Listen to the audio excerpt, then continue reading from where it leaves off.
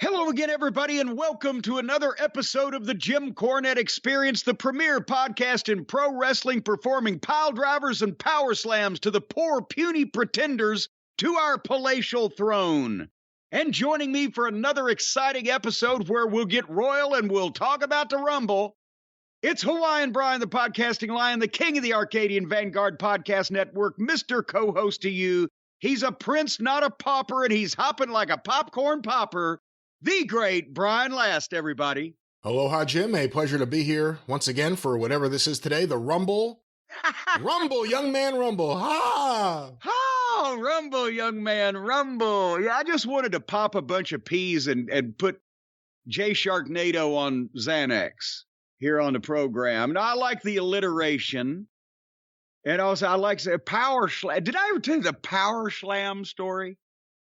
The power slam story? No, I don't know that Power slam. we all go to work for Crockett, right? And we're early on there, me and the Midnight Express, and Buddy Landell's already been there for a little while, right? And this is before Buddy, got himself fired is what he did and ruined that big push. They were pushing him and he was going to be working with Flair and the big plans and everything, right? Well, you remember Don Cornette, famous name in the Carolinas area in wrestling, and Cornette was partners with Slaughter. They had the big, huge tag team rivalry and big drawing gates with Steamboat and Youngblood. Don's younger brother, do you remember Rocky Cornette? Yeah, of course. Keith Larson. Well, yeah, he wrestled as Keith Larson also in certain places. I think they gave him that name when he worked the Knoxville territory, possibly, or whatever, but by 85, he's wrestling as Rocky Cornette. Because Don was still a big name in that part of the country. And Rocky's real name was Wally. So you see why they were calling him Rocky. Wally Cornette. See you later, Wally Gator. But he was a nice guy, and I'm not knocking him if he's out there somewhere. But it was funny because Rocky had these two big buck teeth, and he had kind of a way of that Southern accent anyway. And so basically, Buddy Landell's working with Rocky Cornette in a TV match for Buddy to get over. And he's, as we've mentioned, in those days, main event guys worked with other guys on television or whatever based on their level of push, not necessarily their talent or whatever, but they hadn't been featuring Rocky Cornette at all. He's there to do the job, right? Buddy's going to give him a little comeback, and Buddy does whatever and misses something, and here Rocky fires up, and bam, he nails him, and Buddy staggers, bam, he nails him, bam, he nails him. Buddy's selling the punches and everything, and as he backs him up, Rocky goes to shoot him off, and he says, "Power slam." And as he shot Buddy off, and let's put it this way, folks, this was in the level of the pecking order of the talent roster. Rocky Cornette was not of the level that was about to give Buddy Landell a power slam. He shot Buddy in the ropes, and he was waiting with his arms out for Buddy to come into him, and Buddy just football kicked him right in the stomach and DDT'd him flat on his fucking face. Boom. And every time he wanted to and then he told me and Bobby and Dennis that stories. Every time we wanted to pop each other's, we scream as somebody got shot off, "Power slam." And that would be a fucking cutoff, Iggy. But anyway, that's the power slam story. Except if you were a promoter. Was Buddy Landell the most entertaining guy to have something go awry during his matches? Yes. Yeah, but Buddy was the most entertaining guy to have in the car a lot of times. It could get old in some cases if he was in the wrong mood. But Buddy was the most entertaining guy to have around in a variety of situations. That's why people loved him so much most of the time. But anyway, today, as we said, we're going to anticipate and or preview and or prevaricate the Royal Rumble. It's that time of year, folks.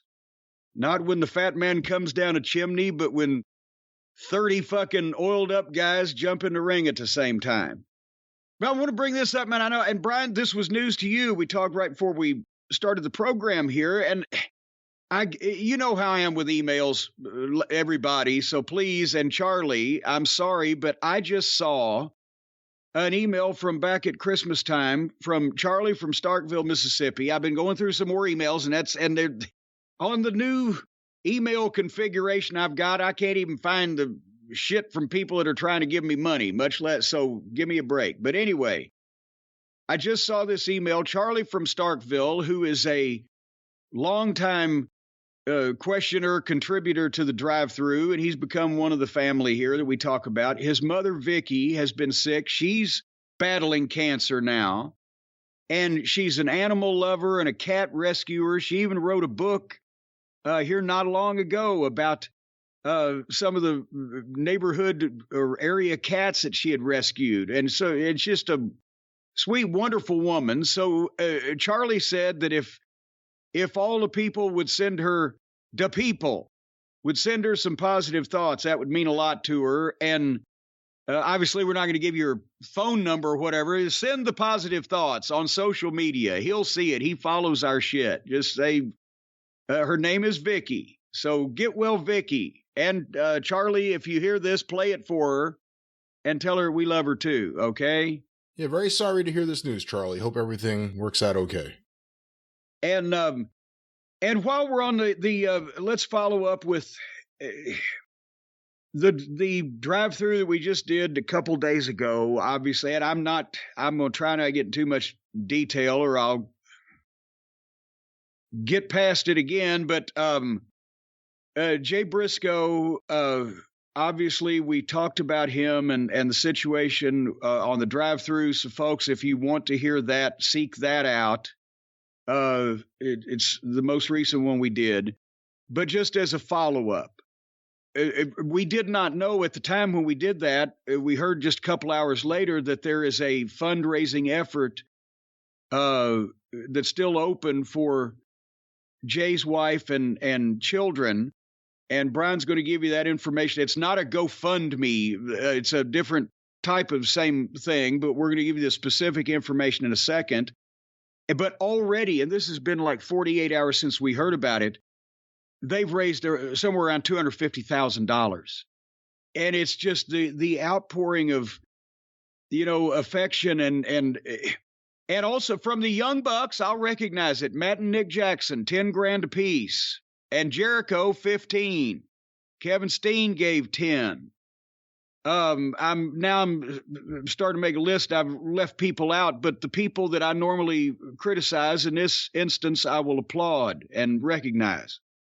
But people have been given $5. I mean, anybody that can give anything. And I saw some people on social media say, well, wasn't he a millionaire wrestler or whatever? Because they have the barest, glimmerest idea of how this business works or operates. And I assure you, the Briscoes, they weren't paupers, and they've done very well for themselves on the independent level with Ring of Honor, etc., but they weren't millionaires. And as everybody mentioned, they had a family business also, which I don't know if you get to be multimillionaires in the chicken farm industry, but at the same point, we mentioned on the drive-through in the past, they had turned down some opportunities that I remember to go somewhere that would take them away for extended periods of time from home because they didn't want to leave their family. So anyway, this is not about, and I've cast aspersions at some people's GoFundMes in the past of that either did something that they should have known better or whatever and got themselves in a pickle. This is obviously nowhere near any kind of that situation. Because now this is about, I think, everybody in the business that knew Jay and or fans that were fans of Jay or anybody that ever met Jay, and he's getting a ton of support. It's still big news, in that part of Delaware, and he's gotten a ton of support from that community there.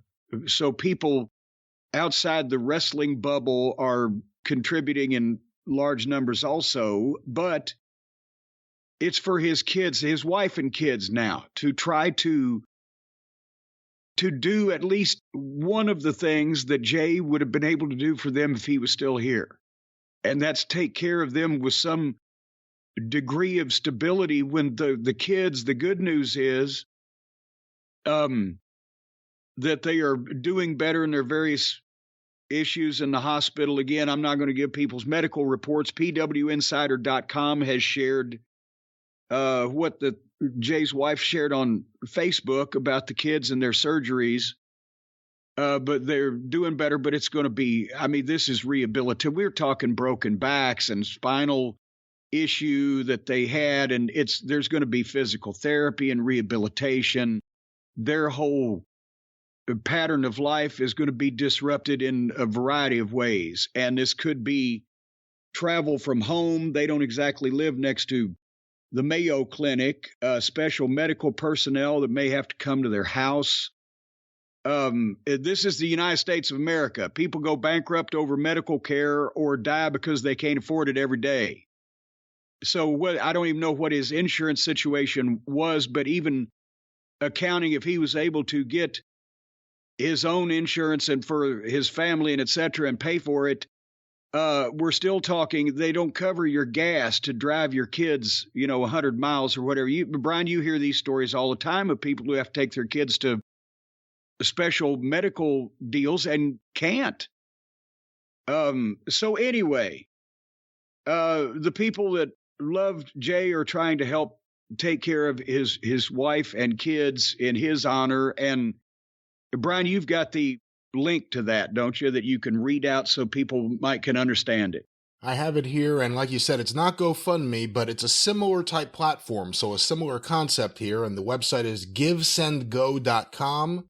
And the actual direct link is givesendgo.com/pewlove, pew being P-U-G-H. Givesendgo.com/pewlove.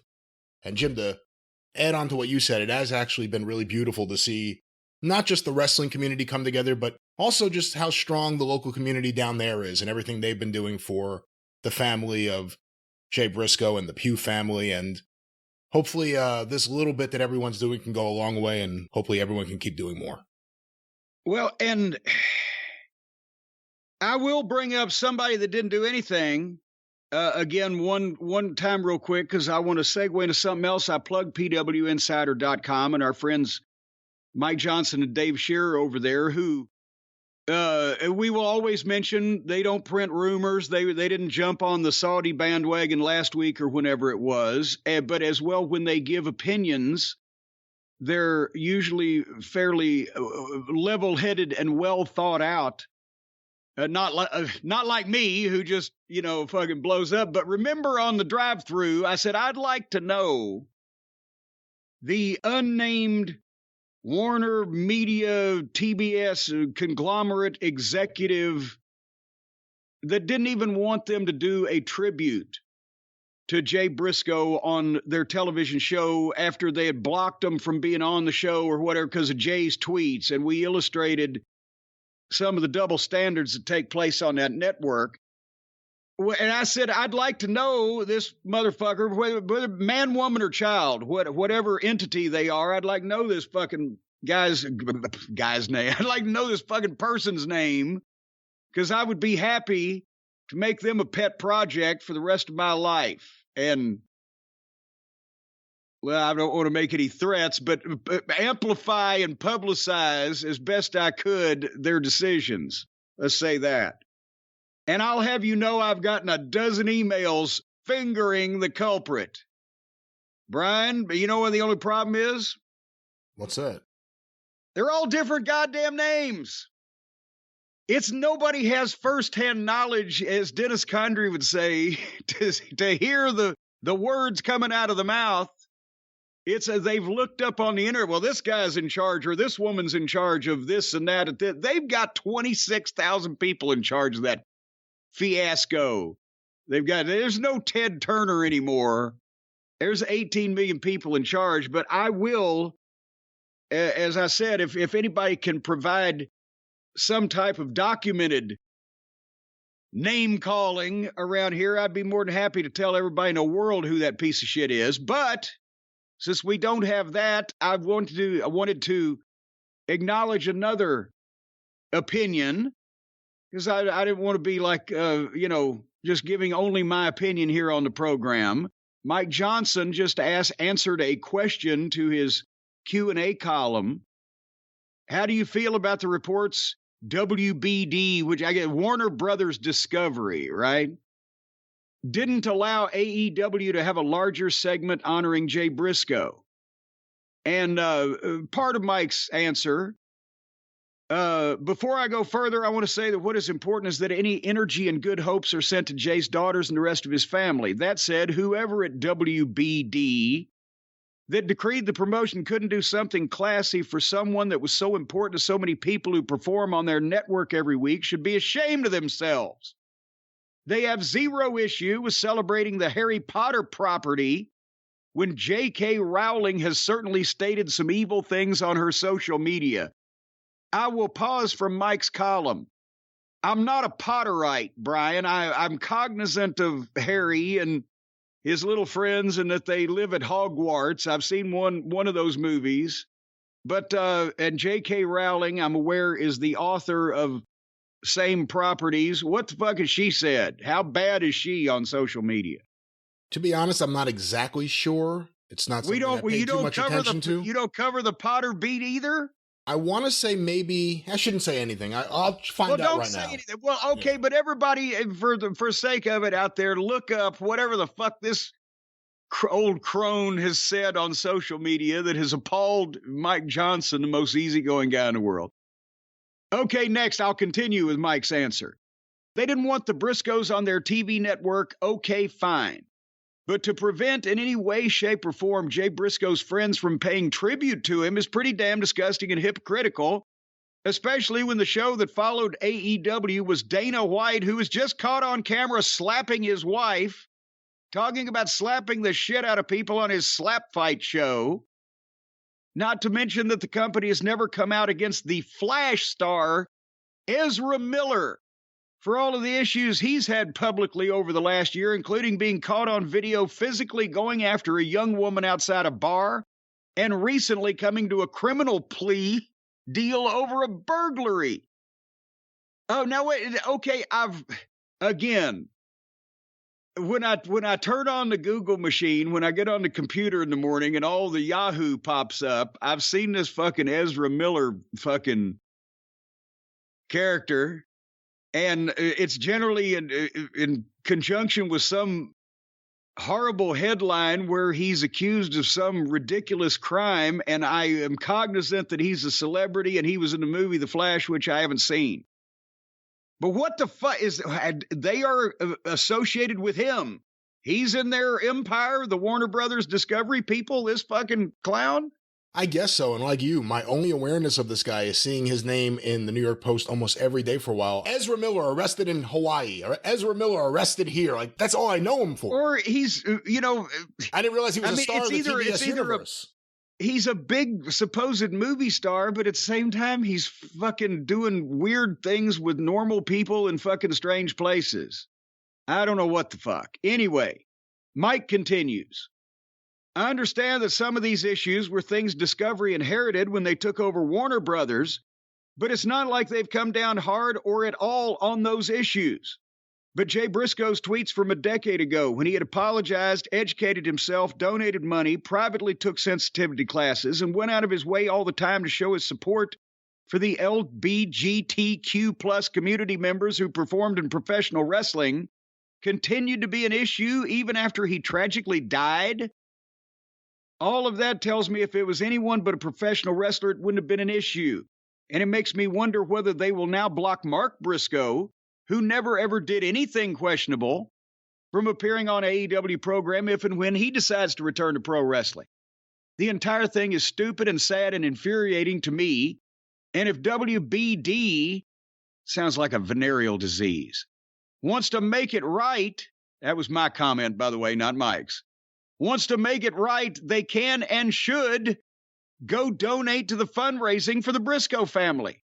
In fact, I challenge them to follow Jay Briscoe's lead and do the right thing, which is what Jay did when he messed up. And WBD certainly messed up by offending a lot of people who cared about Jay and were hurting in the wake of his passing. But that's what Mike had to say about and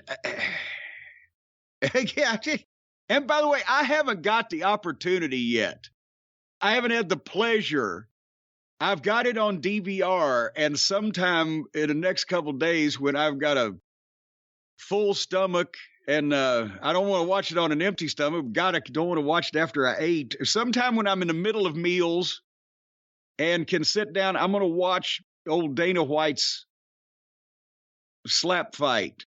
What was the title of Tyson Smith's starring role? Sissy Boy slap fight. Well, this doesn't look too sissy, but they're slap fighting. I'm going to watch that thing. How long do you think that's going to stay on the air? The rating was abysmal. Well, till the first lawsuit, which would be about 3 weeks.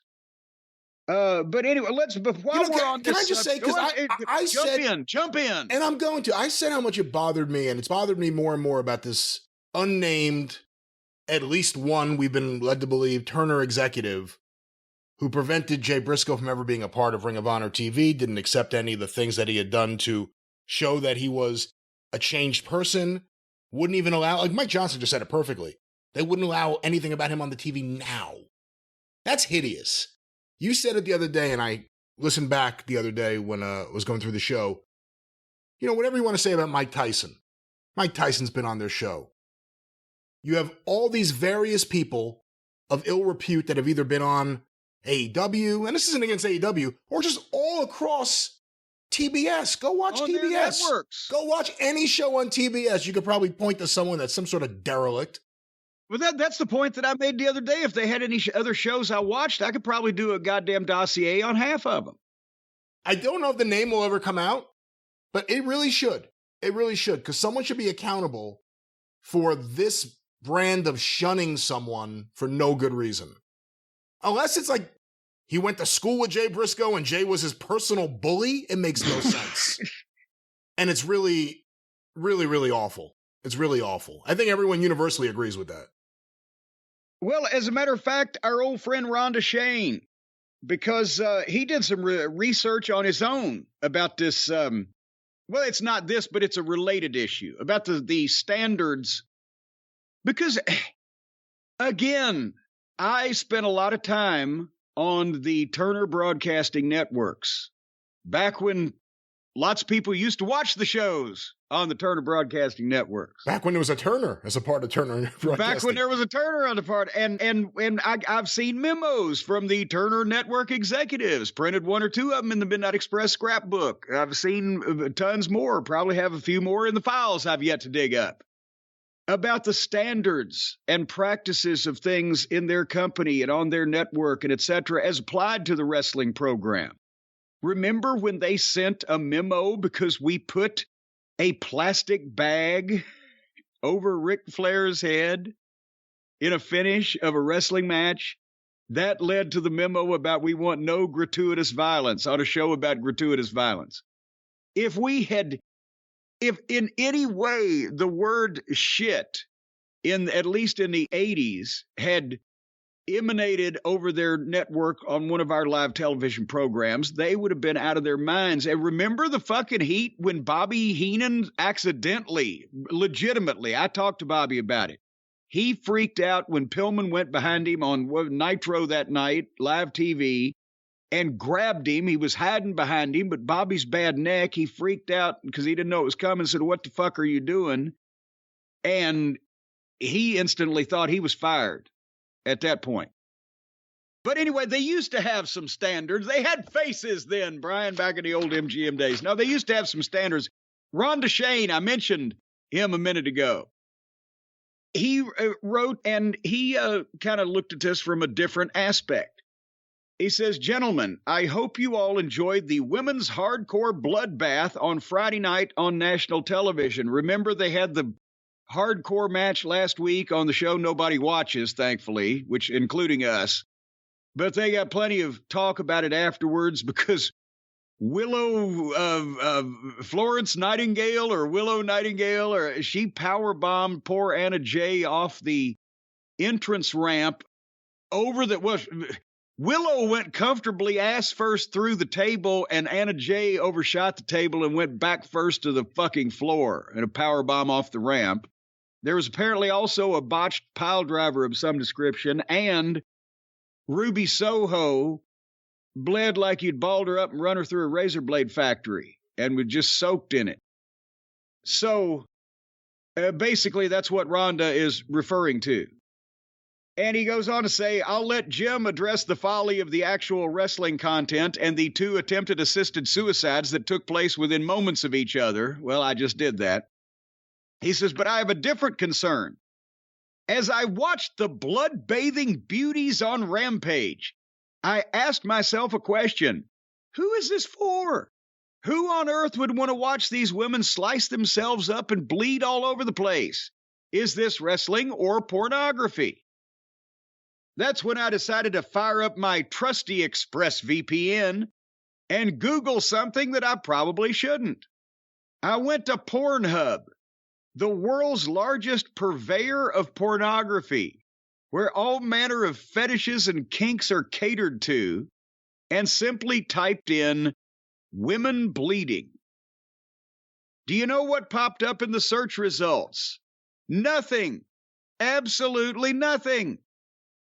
Why? Because Pornhub has made a decision that they will not cater to the type of people that get off on watching women bleed and block any searches for blood and obviously any acts of violence where women are being slashed with barbed wire, tossed onto thumbtacks, or thrown through tables. The world's largest smut peddler wants nothing to do with these people. Yet AEW and by extension TNT TBS eagerly and openly cater to an audience that even Pornhub wouldn't touch with a 40-foot Peter North pole. It's been said that the difference between art and pornography is difficult to describe, but is blatantly obvious when you see it. I know what I saw. Best regards, Rhonda Shane. Boy, that's a way to look at it, isn't it? What are they fucking doing over there? Well, you know my thought, and it's not just about the bloody women's match. I think women's wrestling, by and large, exists because people in the business may want to support it, and people have been led to believe this is the way it's supposed to be, but I don't think there's a public demand for it. And we've seen, you could talk to people in the arenas, you can look at the ratings. What match are people going to go to the bathroom during? What match are people going to get up and go to the kitchen during? What match are people going to turn off their TVs and not come back during? And there's a reason it's the same segment. Women's wrestling, I'm not saying I have a problem with it in general. I have a problem with it being mixed in the middle of men's shows for no reason because no one's demanding it. The demand is the issue. The industry is forcing something on a fan base that isn't demanding it. There should be a well-run, well-booked, functional women's promotion for top-line women athletes. But it shouldn't just be, okay, it's the women's portion of the show right now. Imagine if it was anyone else. All right, let's turn over the show to the midgets right now. We're going to have the weekly midget segment of the show. You realize how wrong it is. And I think women's wrestling... Well, they wouldn't be able to do it because Little Brooks gone. He was the last good midget booker. But that's the point. There's a difference between there being a demand and just putting something out there because you either think you're supposed to or because people who work there want it to be there, but the public demand isn't there. And you can't tell me that any of these wrestling companies wouldn't be better served using that time, and I know Raw's a long time, so let's not even get into that argument, but using the time they use for a lot of those women's segments on developing their stars, on talent development, on more backstage packages that aren't completely phony. Just all of these different things, but instead, each show has the arbitrary amount of time for the women's segments. It usually is the amount of time that it takes to drive people away from the show. Again, have WWE has a lot of money and they're about to sell WWE Women, a brand new show, a brand new concept. AEW already copyrighted All Elite Women. Do that and do it well and have the best women's promotion in the world. But when you just throw this stuff in the middle of shows, you're ignoring reality. And to the specific topic of the bloody match, nobody wants to see that.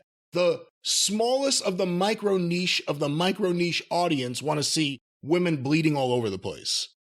So there was Let me ask you this. Well, and I'm going to tell you in a second where I agree with you and where I disagree with you about everything you just said. But let me ask you this. would it be more palatable? Or would it be any different? Or would it be worse if, when they have the bloody women's match now, if instead of the 2023 audience looking at it and obviously pretty much instantly knowing that how the women are bleeding and that they did it to themselves purposefully, or would it be better if they were still looking at it with the 1973 eyes, saying, oh my God, that woman just got busted open, and weren't aware that it was purposeful, thought it was a byproduct of what was going on? Is it any different? Is it better? Is it worse? That's a weird question. It's a hard question to answer. See? The other thing is, the bigger question is, despite the way everyone's been used, do you think the majority of wrestling fans still think of wrestling, the women's wrestling today, the way they did in 1973? Well, no, I'm talking about the eyes of 1973, whether it's men or women. Is it more, especially women, because that's the topic, but is it more distasteful now that we know that how they're doing it and that they're doing it on purpose to themselves? Or would it be more distasteful if it was back in the days of wrestling when people thought it was a real injury that had been suffered? Because that was my thing, is that I think it's more distasteful. Remember when, goddamn, what was his name? Worked as Ricky Banderas in Puerto Rico, Judas Messias in TNA Impact long ago, mid-2000s. Debuted to fight with Abyss by coming up through the ring and fucking attacked him and fucking had broken glass and was slicing his arm, right?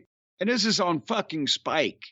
And I know Spike was supposed to be the men's network and all that stuff, but seriously, I looked at it, and the people in the Impact Zone weren't necessarily fucking, over the moon about this whole thing. They're sitting there like, But there's a guy that's actually, they're portraying that a guy is using broken glass to cut this guy's arm, but in actuality, this guy is using a razor blade to cut his own arm. But whichever viewpoint you come at it with, you can plainly see on their television that the guy's arm is really cut and bleeding.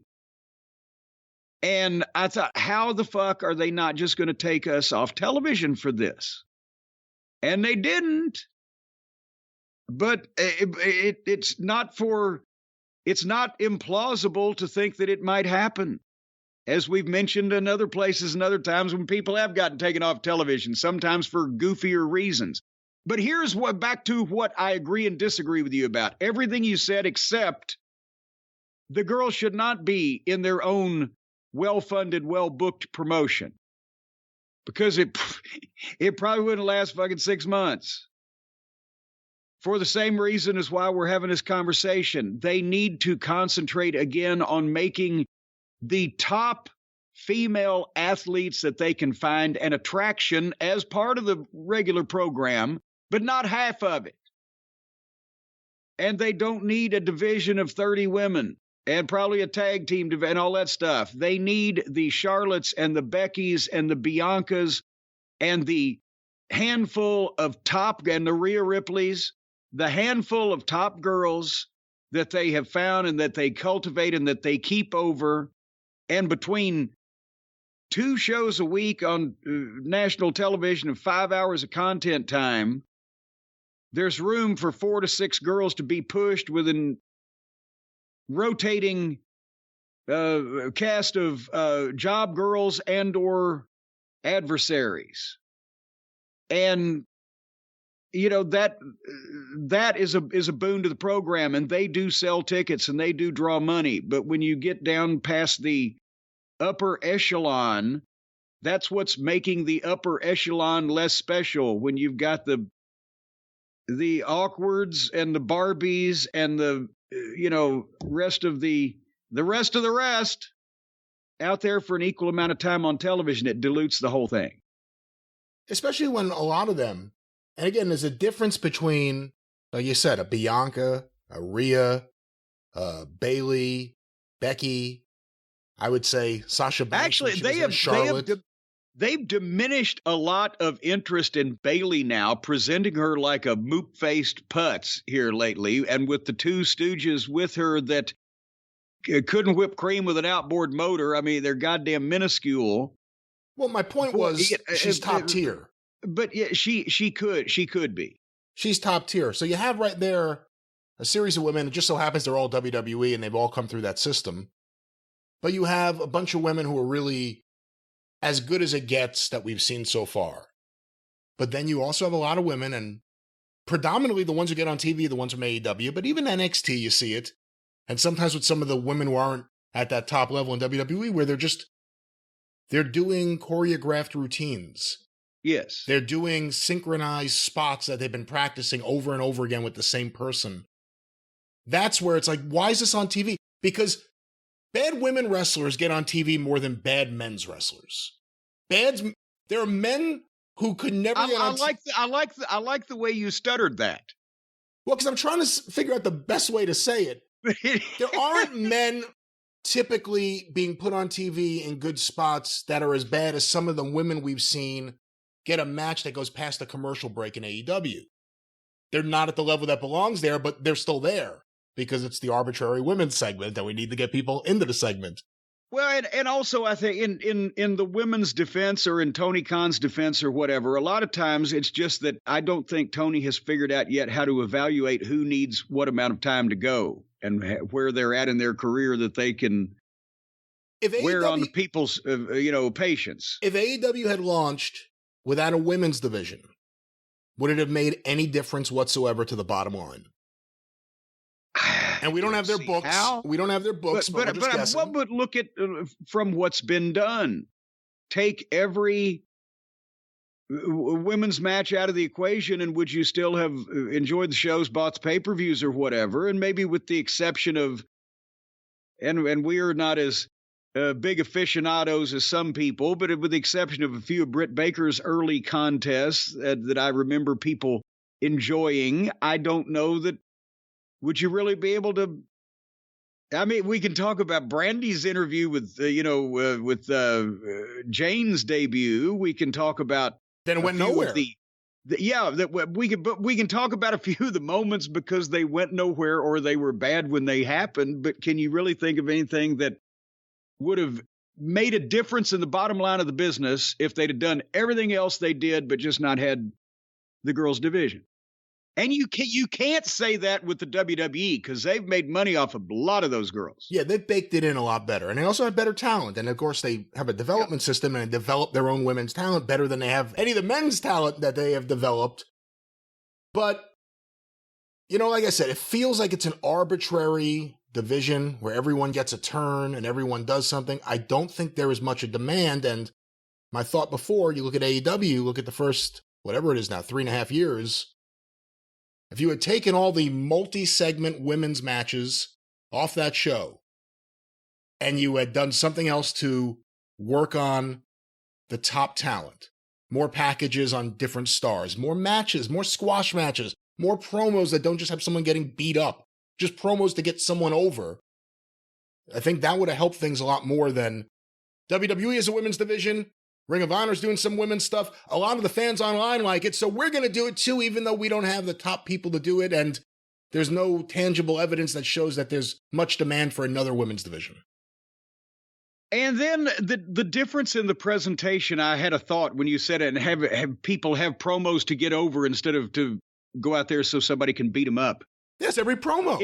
Exactly, and it's got I'm thinking, and we'll talk about this more. We talk about SmackDown and leading up to the Rumble and everything later in the program, but they each have their own patterns now, where AEW, the whole idea of somebody coming out there for a promo is so somebody can almost instantly interrupt them and beat them up.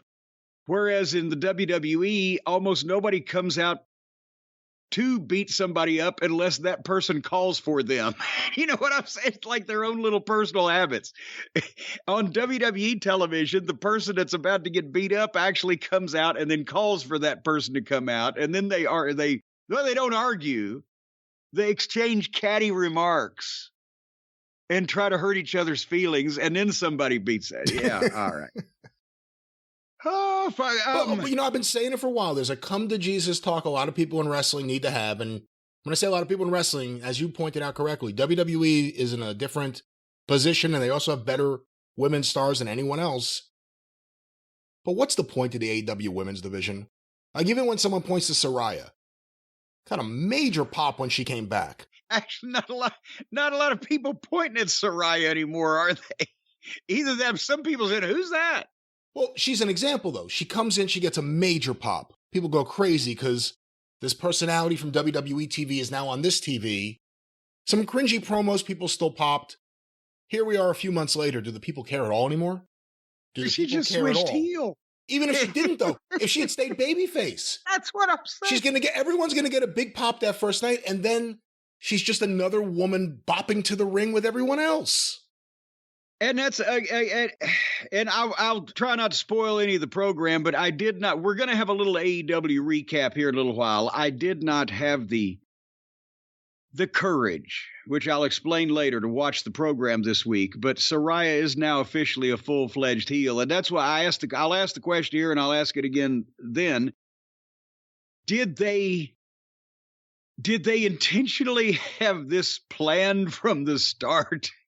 With some kind of brilliant battle plan to debut this wildly popular individual that's been out of wrestling for 5 years, who gets a fucking blow off the roof response, and in 12 weeks make her a hated villain? What the? If it wasn't their intention, they should go back and watch those early promos, because we said it. How is she the babyface here? Britt Baker's the babyface.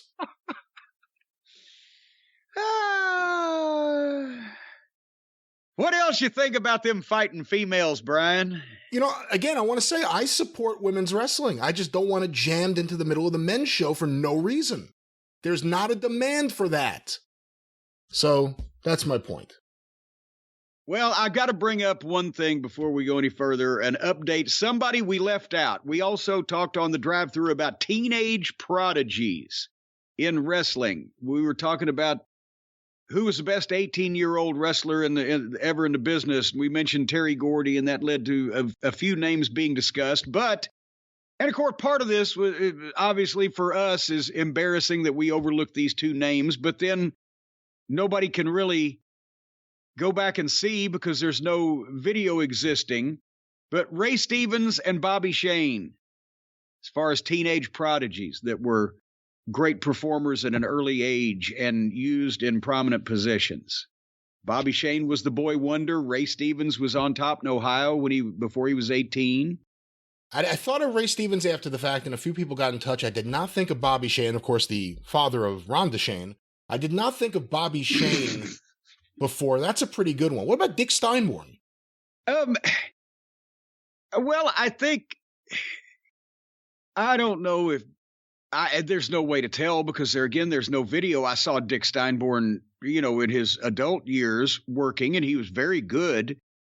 But I think that Dick Steinborn at 18 was just used because he was Milo Steinborn's son, the, exciting young amateur wrestling fellow.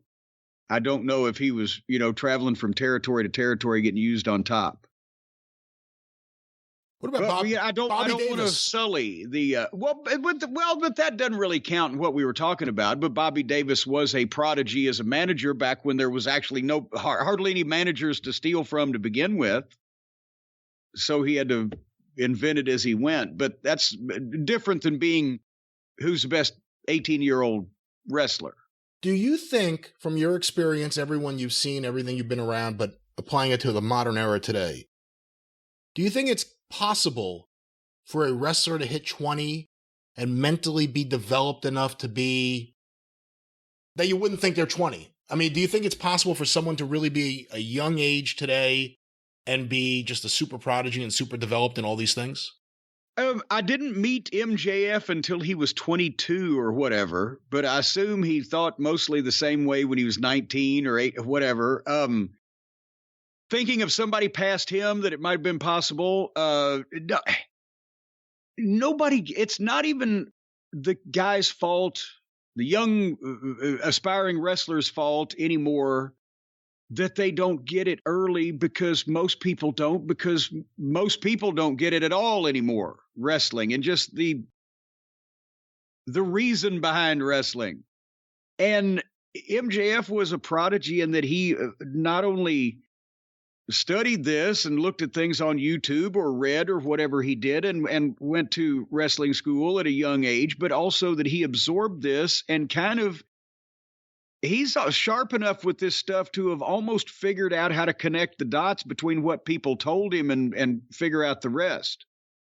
But most of the time you got that from not only working in the territory 7 nights a week in the ring with somebody that was already a veteran in the business, if you were being used in a spot, but also being in the locker room with them, and a bunch of different ones in the locker room. You'd be in the locker room with, 10 or 20 guys, depending on whether they were separate locker rooms or not. You'd only be in the ring with 1 or 2 a night, but you'd be in the locker room and in the cars on, hundreds of mile trips every fucking day with you driving and the fucking veteran in the back telling you what the fuck to do or what not to do or what a dumb fuck you were. That doesn't exist anymore. I think that's why it takes so much longer, if they ever do, for people to figure out the bit. And by the time that they go to wrestling school, they believe they know what the fuck because they've read, fucking nedswrestlingnews.com, where he tells them all the secrets of wrestling and how everything works and what everybody thinks. So it's harder because of that, because there's the former method of learning how to think about wrestling, not just how to do. There's more places than ever in the history of wrestling to learn how to do wrestling moves, and fewer places than ever to learn how to actually think about what wrestling is and how to do it.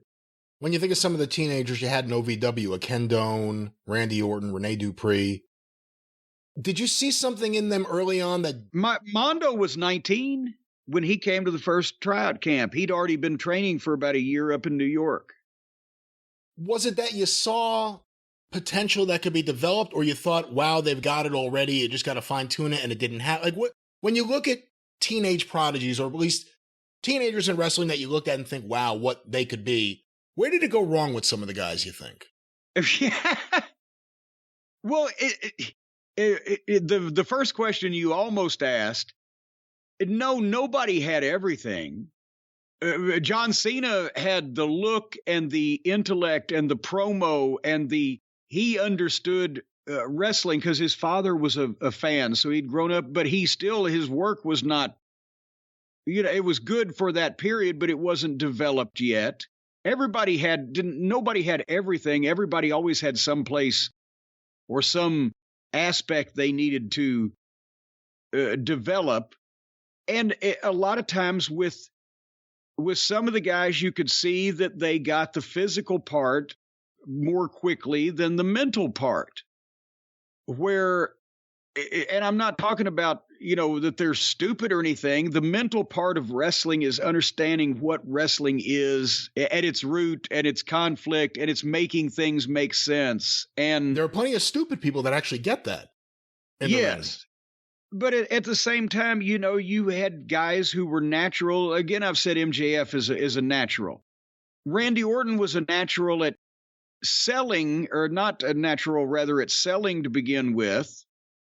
He just kind of slumped over and, did it. But then later on it came. But also he didn't have that flamboyant personality at first. He was, he would act up more out of the ring than in the ring, unfortunately. He was because he was still 19. But so sometimes these things are, the personality blooms late or whatever.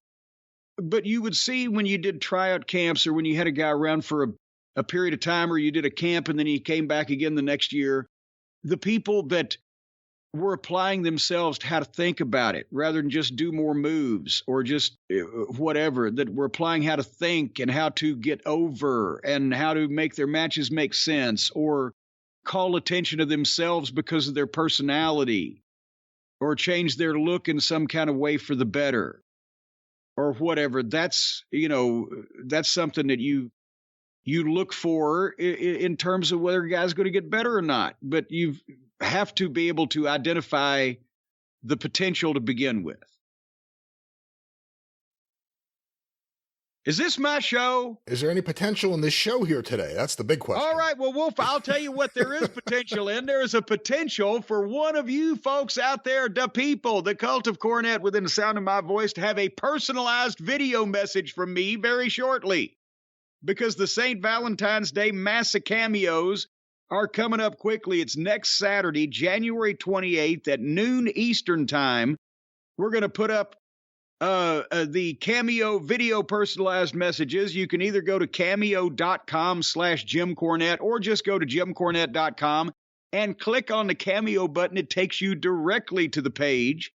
And we're going to, as we've mentioned, Hotchkiss Featherbottom, my ace videographer, has 2 days that week that we have devoted shooting these. So there is going to be a maximum of 80 on sale on Saturday, January 28th at noon Eastern. We haven't done them in a year, so I don't know. People may have forgotten about me by now, but they usually go pretty quick. So I want to encourage everybody, if you want one, to act fast and just let me know what you want to do. I can either send somebody a nice Valentine's Day heart and flowers, or I can stick Cupid's arrow up their ass. Really roast me.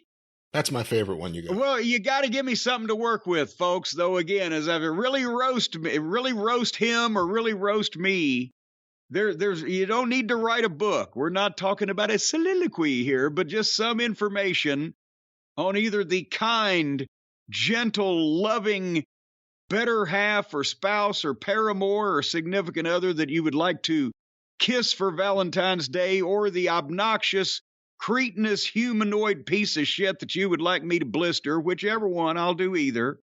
And as I mentioned on the drive-thru, I'll say anything that's not illegal, although in some cases we may be able to thinly veil some of these threats of violence and or criminal conduct where that I couldn't be charged with anything. We'll just have to see how that goes. But anyway, that's going to happen. And while you're at JimCornette.com, check out the brand new Lazy Booking t-shirts, the Jim Cornette face shirts that have been restocked, the final copies, or not copies, but the final examples of the Raw debut variant Jim Cornette action figure, and all more kinds of stuff like that, all personally autographed by myself, myself, and I, all three of us, and handled, one hand each, by Fanny and Felcher Featherbottom, directly to you, the customers at Cornette's Collectibles. That's at JimCornette.com. Brian, I don't want to let anybody down. I never want to disappoint anybody. I don't want people the cult of Cornette, coming to the show with lowered expectations about what they're going to hear. I always want them to be jazzed up, ready for the program, all the different segments we do. Normally, we talk about AEW's programs on Wednesday nights when we get to stay up late. You know the rest. I don't want to disappoint anybody. I didn't watch that program this week. I'll give a short recap based on what happened online, just for continuity's sake. But it got to the point where, with the week's events, I didn't want to see wrestling for a couple of days. And then last night, I was going to prep for this program, and I was going to do my duty, just like Harley does, my duty, and watch the show. But I came to a fork in the road. I came to a crossroads, Brian. I will explain to you. You see which path you would have traveled. Now, there was the choice. I could have sat down and watched 2 hours of Wednesday night's AEW, or I could spend some time in the kitchen with Stacy. That sounds like an old song. Someone's in the kitchen with Stacy. Anyway, I could spend some time in the kitchen with Stacy fixing our dinner, and then we could have that dinner, and then we could sit on the couch and watch some family television time with little Harley Quinn laying there on the floor in front of us, showing her belly, which she just had her grooming and her bathing, and she smells like a purty flower, and get some puppy kisses, and then curdle up in bed under our individual blankies, the three of us, and watch some more family TV until we nodded off to dreamland. Or, as I mentioned, I could have spent a couple hours watching AEW. Which one would you have done? What's family TV? What are you classifying as family TV? Well, we nodded off with the 2-hour Frasier block on Cozy TV. I find Kelsey Grammer and his hijinks with his various family members on the program very entertaining. Do you like Cheers? I was okay with Cheers, but I'm actually I like Frasier more than Cheers. What? Yes. Well, because Frasier's on more of Frasier than he is of Cheers, and Frasier and Niles and Daphne and Roz. So your problem is the rest of the bar? Martin. Your problem is the rest of the people at the bar? The rest of the bar needed to fucking take the fuck off. See, I thought that was the perfect use of Frasier Crane. He's one of the secondary characters, and he's brilliant in that role. No, but he's even funnier on his own program. And we don't have to worry about Kirstie Alley. Kirstie Alley, and she just passed away, so you don't have to worry about her. And of course, Shelley Long was on before her. I had a restraining order for quite some time, till she got where she couldn't travel. So your question is, would I watch Frasier or Dynamite? Or what do I think you did? What was the question? No, the question was, in the light of this week's events, would you not have had a nice family evening with your family and dinner and TV and puppy belly rubs instead of goddamn watching wrestling? For the reasons of everything that happened this week, and also if there was an episode for you to miss, this was probably it. Well, that's why I'm telling you. I could understand. Because here is what, ladies and gentlemen, just for continuity's sake, I don't want you to miss anything. Here's what the Turner Broadcasting conglomeration thought was a better show to air than any type of tribute to Jay Briscoe. He got a 5-second silent graphic at the top of the program, I'm told. Jay Lethal, in the opening match, had to put Pockets the mascot over in a match for the fictitious A&P title. Again, just because he's the owner's little favorite pet project and people buy his T-shirts, he's beating the real talent and being allowed to carry around one of the 27 belts. All right. Yeah, the other funny thing is, I remember months ago, we heard from several people who wanted to make corrections about you saying that Orange Cassidy had defeated Jay Lethal as an example of bad booking of Jay Lethal. And we heard from people who said, no, actually Jay Lethal defeated Orange Cassidy. We know you guys want to get it correct. And they've returned the favor here. The Revenge was the opening match here. The Revenge. And then in the continuing effort to rehabilitate their public image, the Buckaroos, the Cucamonga Kids, decided to put Darius and Dante Martin over. It was a good match for what it was. But again, do to people, are they even falling for this anymore? The fake putovers where you don't put over somebody that could legitimately be a main event attraction for the company right now. You put over somebody who you're going to have a good match with, and in 2 weeks, nobody's going to remember it because they kind of know what you did. Well, can you explain the difference? Because there have been examples in the past. We've seen, Raw 30 is coming up, and they just had a clip of the 1-2-3 Kid defeating Razor Ramon. In the early days of Dynamite, a lot of people talked about the Young Bucks and Private Party. Here it is a few years later, the Young Bucks, the week after winning the 6-man title back in tag team competition, and they do this. There have been many other examples, again, away from the Young Bucks. There are plenty of WCW examples, actually. But what did the... Yeah, didn't Nash get beat by Mysterio or Kidman or somebody 2 feet smaller than him one time? It was either him or Hall, I forget. But that's the question. What's the difference between putting someone over and it actually elevating them and working for them, and putting them over, but it doesn't hurt you and it doesn't really help them? Well, I'm not going to talk about this match in specific terms because obviously right. I just said I didn't watch it. But in the previous match that they had with it was goddamn Private Party, right? They basically had a match where, and I remember I said, were they this fucking stupid that they thought this was getting them over, or did they do this with a Mephistophelian fucking evil intent? They foiled Private Party's signature move, as I recall, and then pretty much had him, and then through being foiled in the nick of time, slipped the guys over, and then boom, and it was never followed up on it. But it was just to show that they would put other people over. Again, the 1, 2, 3 Kid Scott Hall Razor Ramon match, as we talked about, they had already decided they were going to use Waltman not in a main event spot, but in an ongoing spot as an underdog babyface. And people forget Ramon instead of having a or a career-making match, he treated him mostly like he was another one of the job guys for predominantly most of the match. And then the shocking conclusion was that Waltman came off the top and won. And that's why it was a shock, because it looked until that point like he had no chance. But I can say with the concept of this match, with the Buckaroos and Top Flight,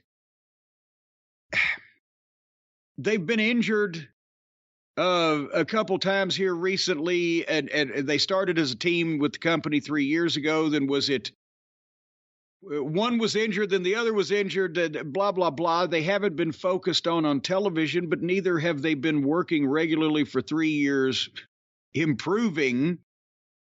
We've mentioned is it Darius that has the really special leaping ability? Now that I'm not seeing him in front of me, Dante. I don't know which. Dante.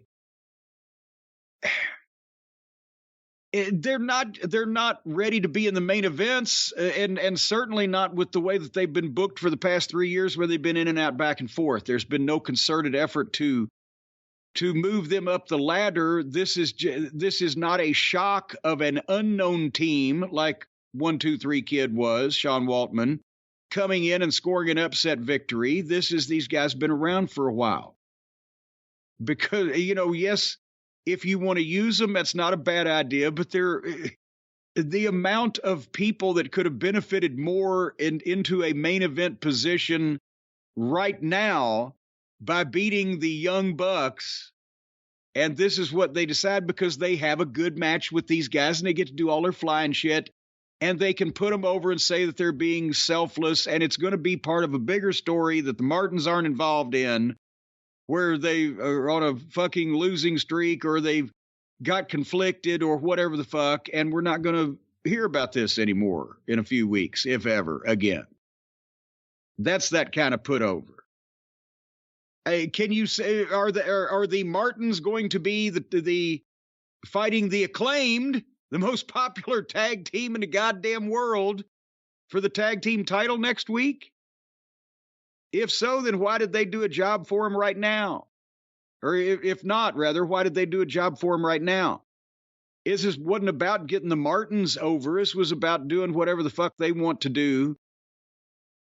That was their motivation for this. Why, if you wanted, we've got to get the Martins over, why wouldn't you give them a number of wins on TV against moderate teams each week and build to a match where the winners get the title match? And then have the Bucks, who everybody would think is going to win, put them over there, and oh shit, people will remember that. But then they'd have to go fight a bunch of the most popular babyface tag team in wrestling for the title. So that booking wouldn't make sense either. So you see where I'm going with this. Where the fuck did this come from? Well, the Bucks wanted to put them over is where it came from. Where it goes will be interesting because in a lot of cases, AEW drops the ball the next week. So let's see what they do. Do they get a 30-second promo in the middle of a montage of clips that talk about beating the Bucks, or is this a part of a story going forward they're going to actually pay some attention to? That's what I want to see. Is it a throwaway thing, or does anything happen this week coming up? Especially this week and then next week. Well, and since you saw this, was Jake Hager, did he actually earn his check for once? Jake Hager, you're stealing from Mid-South Wrestling. Well, he's making a lot of money, so I don't think he's earning his check. He's earning a check. But I wouldn't say he's earning his check. Hager put Ricky Starks over. After the match was over, was it good enough that Starks actually looked better for winning, or was it so rotten that it would have been better if he just never won in the first place? I wish Starks wasn't dragged into the Jericho stuff. And this stuff just hasn't been good. It's never been good. They got the stuff going on here with Sammy and Daniel Garcia, which again is childlike. It belongs on WWE TV. Is Ricky Starks more over today than he was 3 weeks ago? No. Is Action Andretti more over today than he was a couple of weeks ago? Maybe. I don't know. They really that's an example of where they dropped the ball. It would be hard for Action Andretti not to be more over than he was 3 weeks ago because he couldn't got picked out of a fucking police lineup 3 weeks ago. But Starks got really hot leading into that MJF match. And since that point, he's doing this Jericho stuff, and I think he's less over every week than he was the week before. Did Hager look like a drunk on somas in the ring, or was Starks able to get anything out of him? It was all right. All right. Well, one match I'm sure was great. I don't know whether or not anybody in the United States past the audience that was already there would have known or cared, but Bryan Danielson beat Bandito. And again, I mean, Danielson has to win every week, and he wants to have good matches and etc. So this wasn't out of place in that respect, because if Danielson, runs this gauntlet of opponents every week for the next however long, then he gets MJF at the pay-per-view. So, and Bryan likes to have good matches. At least this guy wasn't, portrayed ahead of time as the most raving babyface in history of the world, like poor old Take was last week. But besides having a great match, do you think anybody past the regular AEW audience has any clue who Bandito is? Or because when we see what the main event was, I'm saying there's no marquee match on this show. This is like a 2-hour version of Rampage. Is there star power, name value? What the fuck's going on here? No. I don't know what the question was there. What the question is, was it a great match? But do you think anybody gave a shit past the people that were already accidentally watching the program? It was a great, I shouldn't say great. It was probably a great match in the general scheme of things. It was another good Danielson match. We're seeing him every week now. Another guy that has to run through the gauntlet to get to MJF. We've kind of seen this a few times now. It was all right, but to your earlier question, I don't think the general public, obviously, or the general wrestling fan has any idea who Bandito is. You have to be a Ring of Honor viewer to have any idea. A Ring of Honor viewer in the last couple of years to know who he is. Yeah, so that's what I'm saying. So far on the program, I hear, I don't want to spoil the ratings, I hear they were comparable with last week. I have a feeling it may have been because people expected something else besides what they got after the news about Jay Briscoe had been everywhere. But nevertheless, Jay Lethal versus Pockets, the Buckaroos versus Top Flight, Ricky Starks versus Jake Hager, Bryan Danielson versus Bandito. Do you see a pattern here? Where's the star power? Where's a marquee match? Where is a main event? Hopefully we're building to one, but I'll disappoint everybody. And there was one more match. Tony Storm beat Willow Nightingale. And Saraya, that's why it says apparently a full-fledged heel now. So again, which you have to do. But you had to do it at this point, but that debut direction is now awkward. And that's why I asked earlier in the program, could this possibly have been, and what would have been the motivation to do this on purpose, but could this have been a Machiavellian evil plot to bring this girl in that got to raves and was returning from a career-ending neck injury, a sympathetic babyface with a worldwide following, and she was so popular for the first week, and 3 months later, she's a fucking heel by popular demand? Was it the rotten booking that accidentally made it necessary for them to turn her full-fledged heel, or was this the idea that they had and they pulled it off to perfection?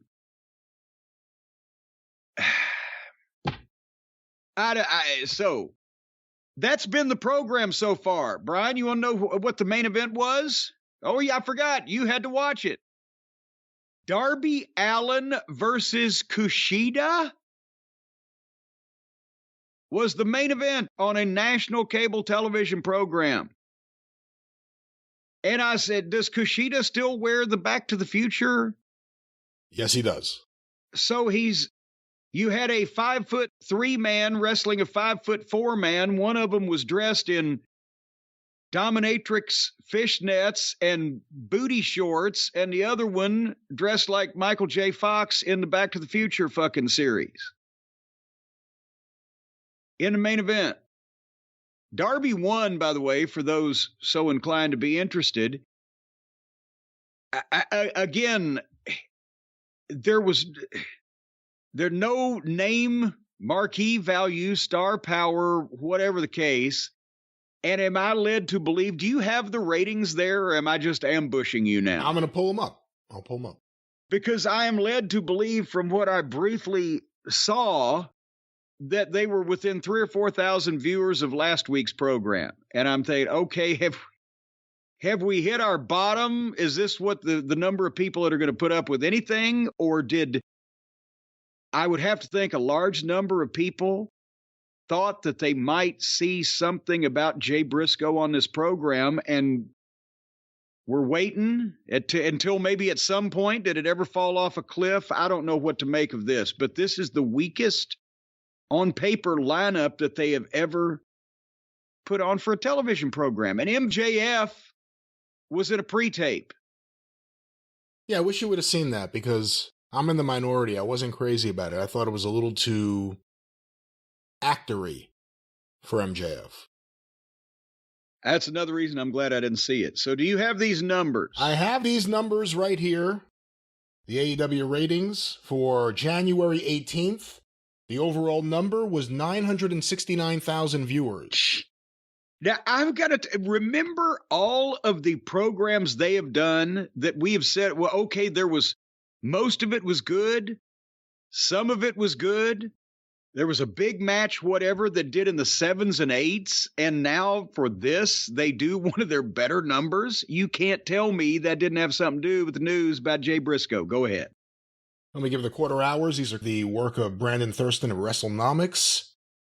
Segment 1, 8 o'clock to 8:15, Orange Cassidy versus Jay Lethal. 1,197,000 viewers. Oh, Jesus Christ. And that's about 150,000 more than they started out with, or 100-something thousand more than they started out with last week to begin with, isn't it? But all that means is there was a big episode of The Big Bang Theory. Well, yeah, but that's what I'm saying. They don't usually start with 1.2 million. Well, segment 2, which was the Young Bucks versus Top Flight, 8:15 to 8:30, 975,000 viewers. Oh, Jesus Christ. And they don't normally lose 222,000 in the first 15 minutes either. Segment 3, the end of that match, as well as the Guns and the Acclaimed and Billy Gunn segment, and Adam Page's backstage promo, 993,000 viewers. So they're back up 18,000, just for those keeping track. Segment 4, 8:45 to 9 p.m., Jake Hager versus Ricky Starks, which actually started at the end of the previous segment, as well as the post-match angle, an Adam Cole video, Jericho Appreciators backstage promo, and the first 3 minutes of Danielson versus Bandito, 971,000 viewers. And they just lost the 18,000 that they just got, and another 4 on top of that. The second hour, 9 o'clock to 9:15, segment 5, 975,000 viewers. So 4,000 people switching the channels at the top of the hour joined in. This is pretty basically 220-something thousand people said, fuck this. And then it's been 975, 993, 971, 975. Well, segment 6, the finish of Danielson versus Bandito, MJF's promo, the backstage promo with Tony Storm, Saraya, and Shida, as well as the MJF Brian Cage backstage angle, and the beginning of the Tony Storm match, 921,000 viewers. Ooh. So we're down 54 there. Segment 7, which is Storm versus Nightingale, as well as the post-match angle with Saraya and Ruby Soho, an Ethan Page and Stokely promo, and the beginning of Darby versus Kushida, 853,000 viewers.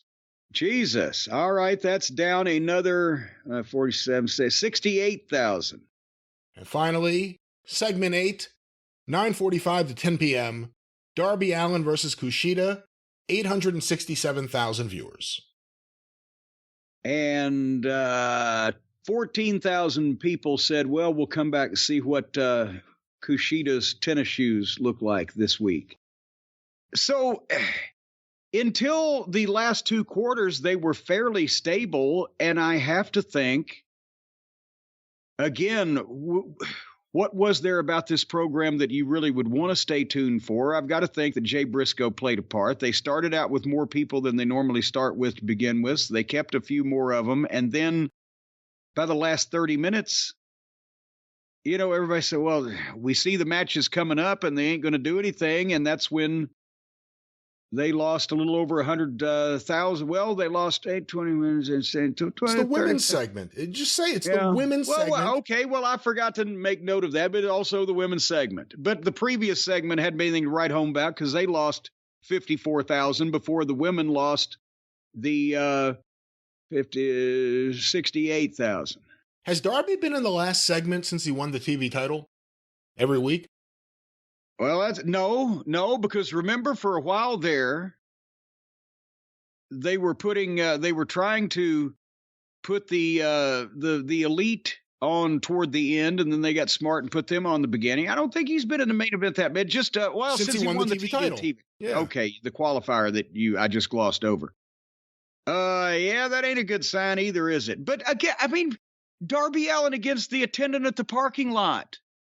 Darby Allin against an accountant that we found at Starbucks. Darby Allin versus Kushida. Which one is more attractive to viewers of national television? Now let's talk about who wasn't here. MJF, they had a few pre-tape promos. He was probably doing his movie or whatever. They had no Moxley, no Claudio. They didn't have, I mean, obviously there are guys that just, who knows what's going on. House of Black, they appeared for a couple weeks. Now they haven't appeared again. No House of Black. Who knows what Miro is? I mean, there are names. What happened? I heard that somebody made a monster out of Hobbs, and then we were going to find out what the repercussions are. Where's he been? Yeah, no Hobbs. It was a weird episode. And again, there was a lot going on. And it sounds like they didn't know. We don't know when AEW, when Tony knew that he couldn't do a Jay Briscoe tribute on the show. That may have thrown things into disarray. I don't know. It just seems like there were people that we could have seen that we didn't see. I don't know. But anyway, nevertheless. You're going to watch next week? I'll pick it up next week. Anyway. But in the meantime, yes, that's what you need to do, Brian. You need, obviously, from the question I posed to you in your rebuttal or your response, you need to spend more family time. That's exactly what you need to do because you're obviously working yourself to an early grave. You're not spending quality time with your family, with your wife, with your children, with Swami, for heaven's sake.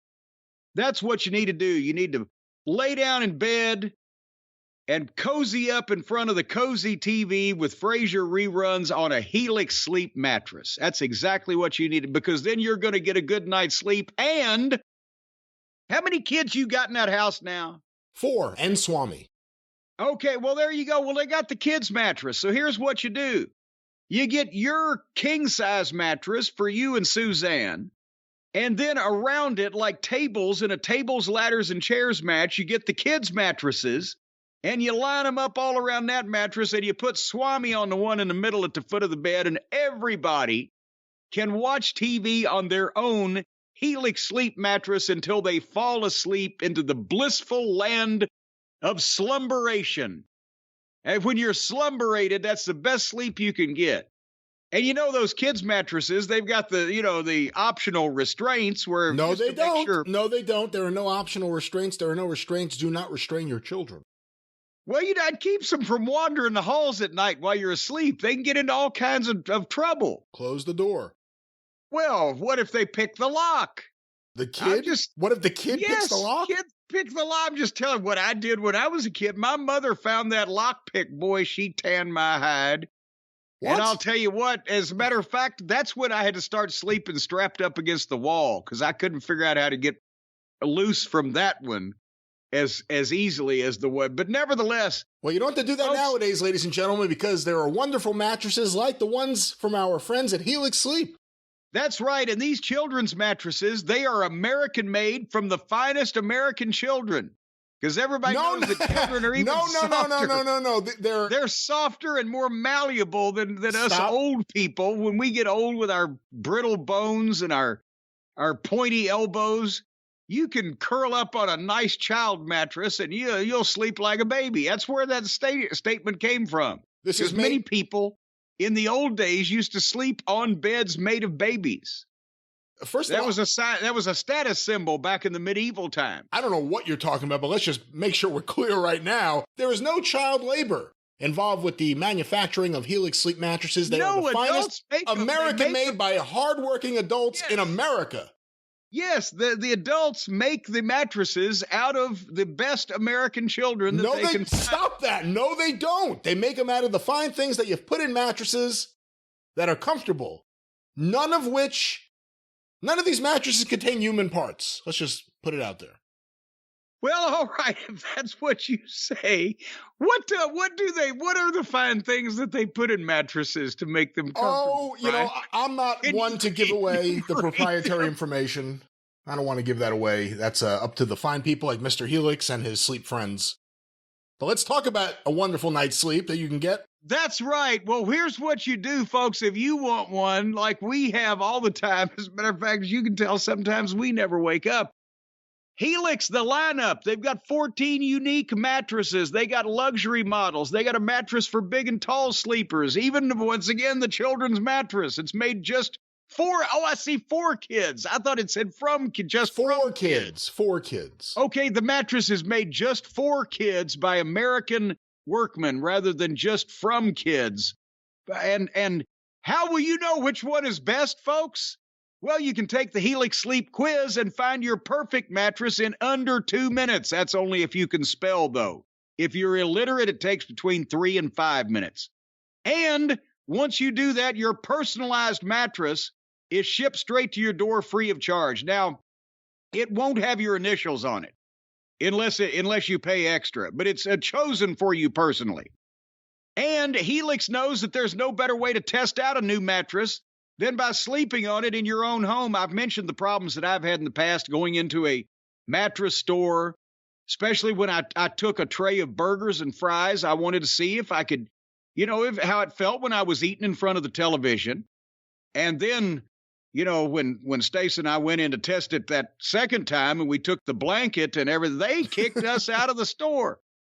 But anyway, what they've got here now is they've got this 100-night risk-free trial where for 100 nights you can try this mattress out. We encourage you not to get as much DNA as possible on it. Just think of the next sucker they're going to pawn this thing off on. No. Think about how much you're going to enjoy the match. Get as much DNA on it as you want because you're going to keep it because you're going to love it. Or you can do that. But if you're going to give it back after 100 nights and be an asshole like that, then try to keep it clean here, fella. But anyway, you got that option. But you can see how your body adjusts. Sometimes when people lay on these mattresses for a while, their body just kind of sinks into the thing and becomes part of the mattress. And the cells in your skin literally grow into the fibers of the mattress. So it's so comfortable, it has to be comfortable. You can't stand up. That doesn't happen. You'll be able to stand up. Well, somebody with a spatula every 3 days needs to flip you because there could be bed sores. But anyway, folks, again, you take the Helix Sleep quiz, you're matched with the model mattress, they deliver it to your door. It's got a 100-night risk-free trial. It could be soft, medium, firm. It can be whatever you want it to be. If you give it a tip, it'll do the things that your wife won't. So right now, folks, go to helixsleep.com. Again, as I'm trying to find the goddamn copy, that's Helix Sleep. HelixSleep.com. That's HELIX. HelixSleep.com/JCE. Because they're offering up to $200 off all mattress orders and 2 free pillows for our listeners if you use that code.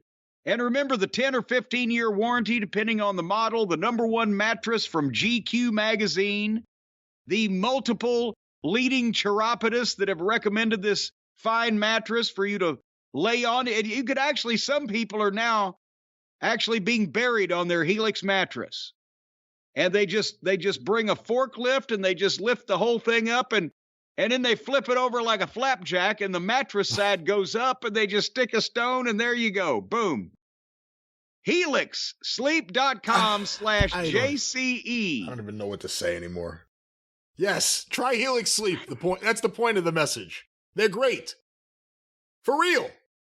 All right. Well, I did wake up in time this morning before we went on the air here, as they say, to peruse the contents of Smackdown. But the big news, before we talk about that, that's coming up on the Raw 30th anniversary, is that, Brian, we got a little precognition going on here on the program. You know, the new precognitions, they're on all the cars. They replace the former ignition because now you know when the car is going to start before it starts. It's amazing.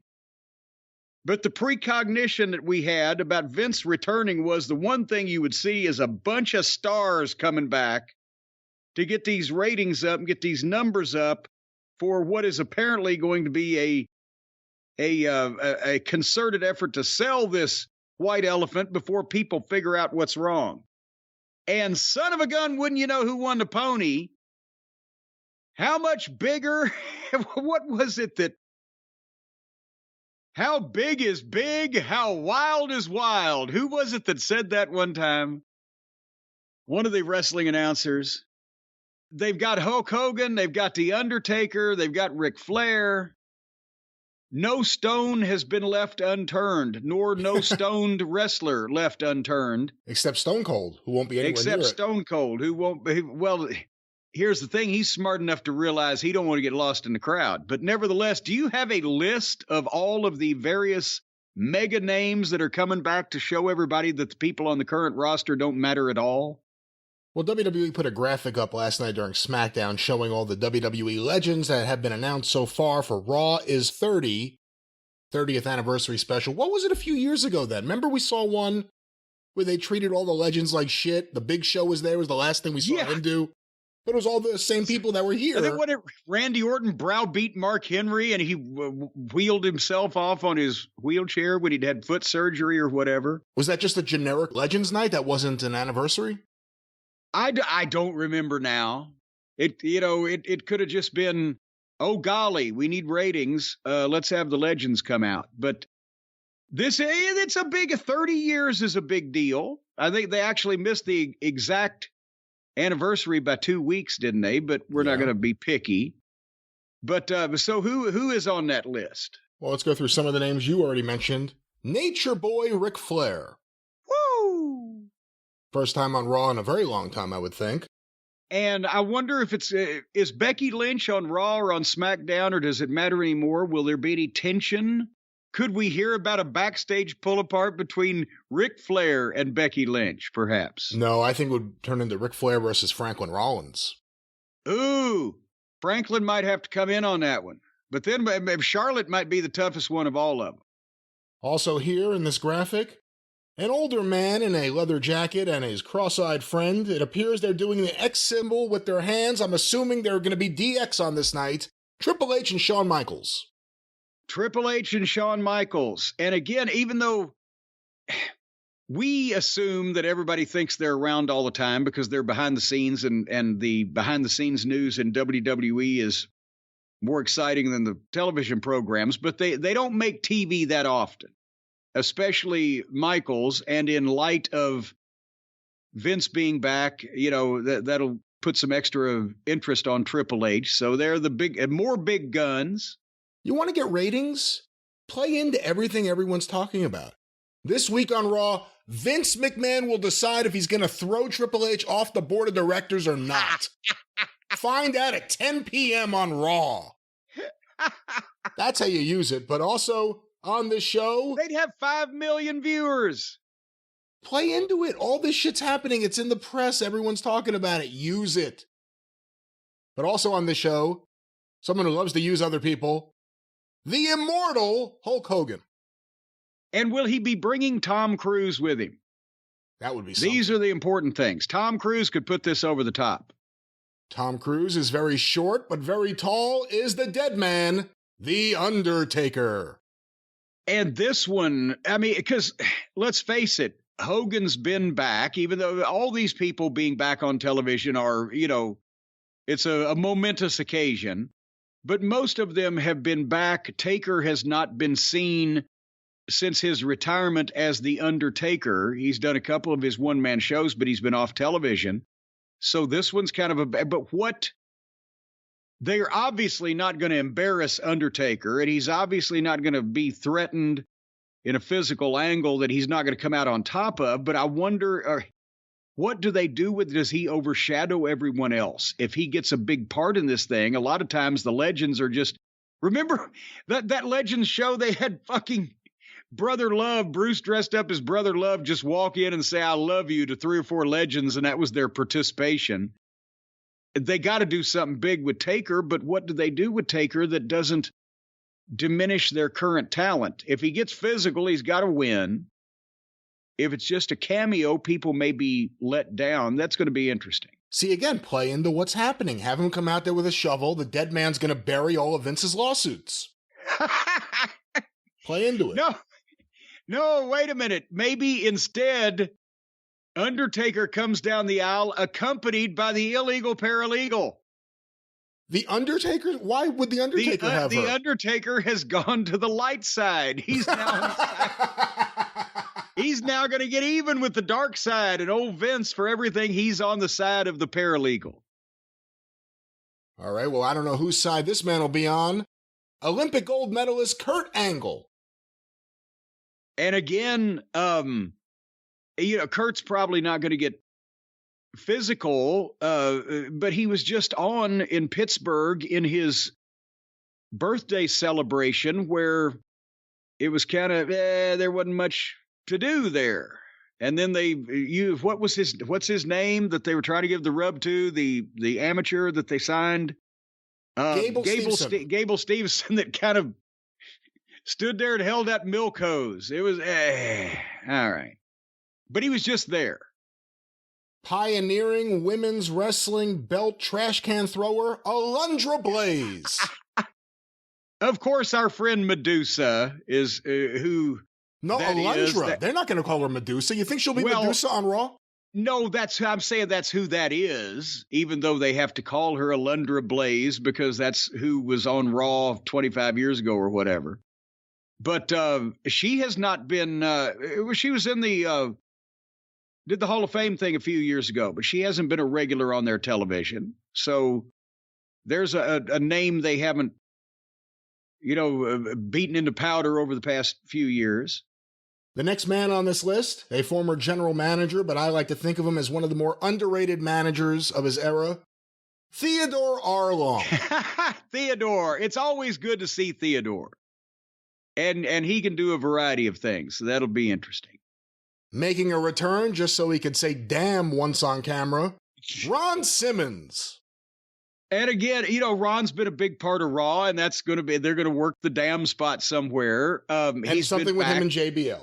And something with him and JBL. He's been back, so it's not a, momentous return after many, many years, but he definitely belongs on a Legends list. A big return, walking 20 feet from Gorilla to the front, the Road Dogg, Jesse James. Well, as you mentioned, coming a long way to the taping. Those aisles have gotten longer since they have the big setup and everything. But yeah, so they're obviously a DX reunion would be incomplete without the Road Diggity Dog.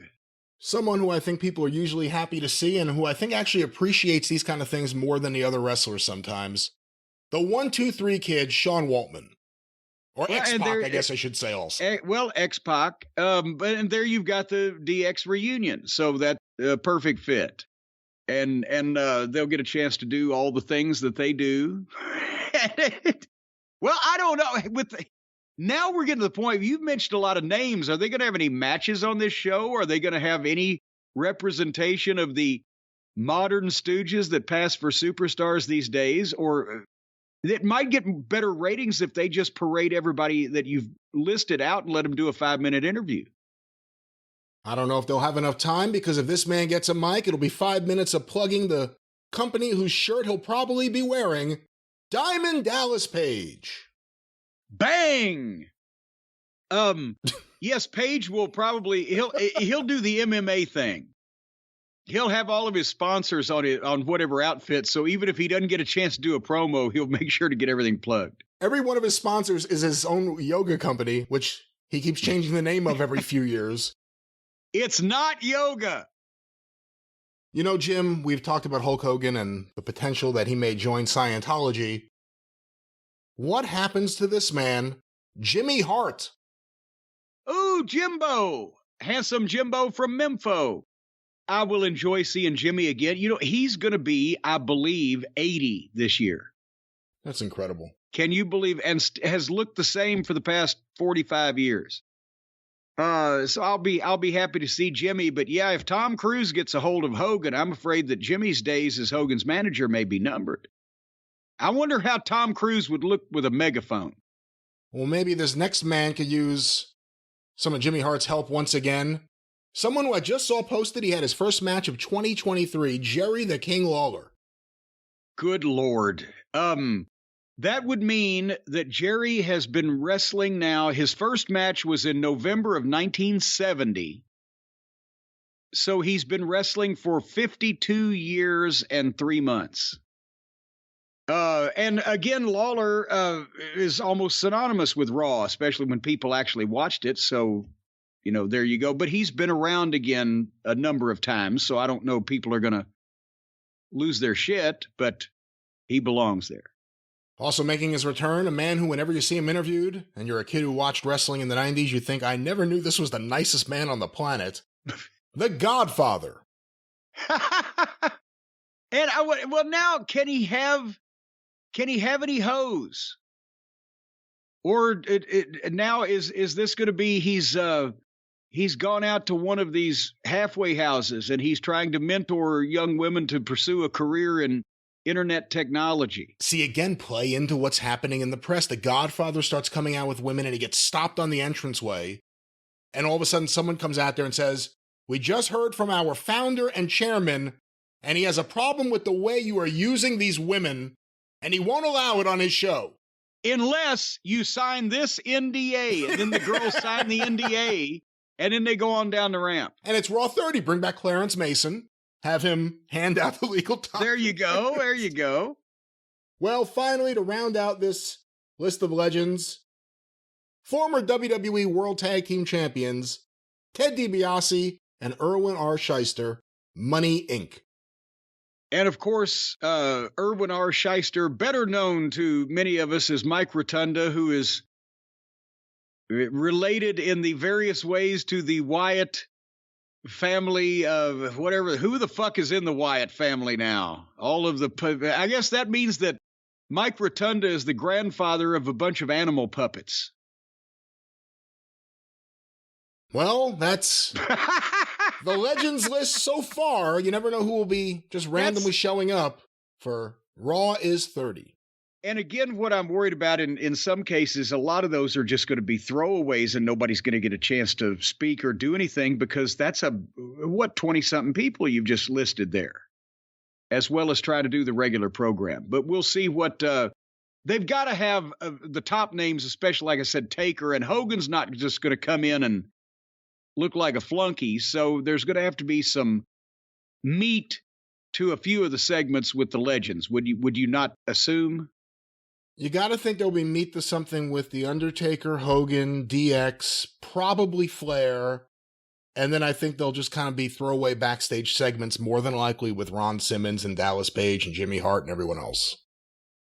Well, we will find out. We'll be there for it. But in the meantime, and in between time, we'll be watching it. We will not be there. Well, we'll be there with it in spirit. We'll be watching it and we'll be covering it. We just won't be appearing on it because it's not happening in my fucking TV room. What about have they booked Raw in your house yet? They have not booked Raw in my house. No. Boy, some of the early Raws they did, your house is bigger than those buildings. I was at the very first Raw. And, well, that was one of the nice ones. Remember, my first Raw was that fucking tin shed in Alexandria Bay, New York. It played kids hockey in it. Anyway, so SmackDown, I did, as I said, I got up early this morning right before we went on the air, and I watched as much as I could to try to get them, or let them, get me excited about the Royal Rumble. It may have been a potentially a fruitless task, but nevertheless, I will save all the Bloodlines participation for the end because, again, they were the recurring theme and the thread through the show, and to be honest, that's the only thing that keeps you interested. But briefly talking about some of the other things, they're having an 8-team tag team tournament now to determine who gets a shot at the Raw tag team title. So now did we miss in the holiday season and the spirit of things, did we miss where they gave a good reason why the Usos are defending each title individually now, or did they just announce it and we're going with it? I don't know, because I hate the commentators so much, Michael Cole and Wade Barrett, that I don't listen to them as much as I could. As much as I can avoid them, I do. So I don't know what the reasoning is. And, I've seen many times Michael Cole comes walking down the street, you cross to the other side. I would knock him over. Why would I cross? It's my street. Well, you're avoiding him. He can avoid me. It might not be your street. Any street I'm on is my street. He can avoid me. I'll tell you what. Michael Cole has a pretty goddamn good reputation on the mean streets of Stamford, Connecticut, I'll have you know. Well, anyway, the first match in this tournament was Sheamus and Drew McIntyre against the Viking Raiders with their young lady Valhalla next to them. I thought Paul Bearer was the best one ever, but Valhalla. Brian, here's a question. I don't know if you're up on your Norse mythology. Did Vikings have tattoos? That's a very good question I had never thought of before. I don't believe they did, but like you said, I'm not up on my Norse mythology. I don't know. They may have had different types of tattoo parlors back in the days of the Vikings. Anyway, Michael Cole at the top of the program sent out condolences over Jay Briscoe so they can mention him on the Fox network, on broadcast television, in a rival company, but over on TBS anyway. And let's give them credit for that. And a lot of people in that locker room. And a lot of people in that locker room came from Ring of Honor, and a lot of people were really upset about this whole thing, and WWE and Triple H deserve credit for letting that get on the air and for broadcasting that to the world. That was actually a really nice thing. And it just magnifies the ridiculosity of what was going on the other channel. But anyway, besides that, old Valhalla's outfit is way over the top. With the antlers she's got on, can you see if there was an errant dive and she happened to be standing there, somebody could be impaled on her headgear? Oh, my God. I did notate that Sheamus and the Bald Viking are the palest wrestlers ever. But in all seriousness, there's nothing wrong with this match. I liked the Viking Raiders before the WWE when they got to goofy gimmick, and now they've tried to serious them up, but it's just... It's the WWE presentation. There was nothing wrong with this match, and these guys hit hard, and they're all professionals. It's just I don't care about the matches because they don't. And I'm not talking about the talent. I'm talking about the writers or whoever is in charge of formatting this program that makes the matches the most insignificant part of it.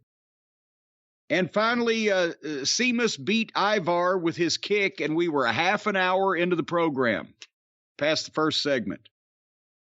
Do you have any further clarification or elucidation, Brian? Not really. It's just weird to love tag team wrestling and not want to see their tag team matches. And, some of it is the fault of the people, but it's actually just the fault of the way all of these people have been used for way too long. And, I know a lot of people like you raved about the Vikings before they got there and became Vikings. But maybe it's because I've only really seen them as Vikings. I've never seen too much. And Sheamus has been there a very long time. And wasn't McIntyre getting a push again a few weeks ago? Now he's in a tag team? I don't know.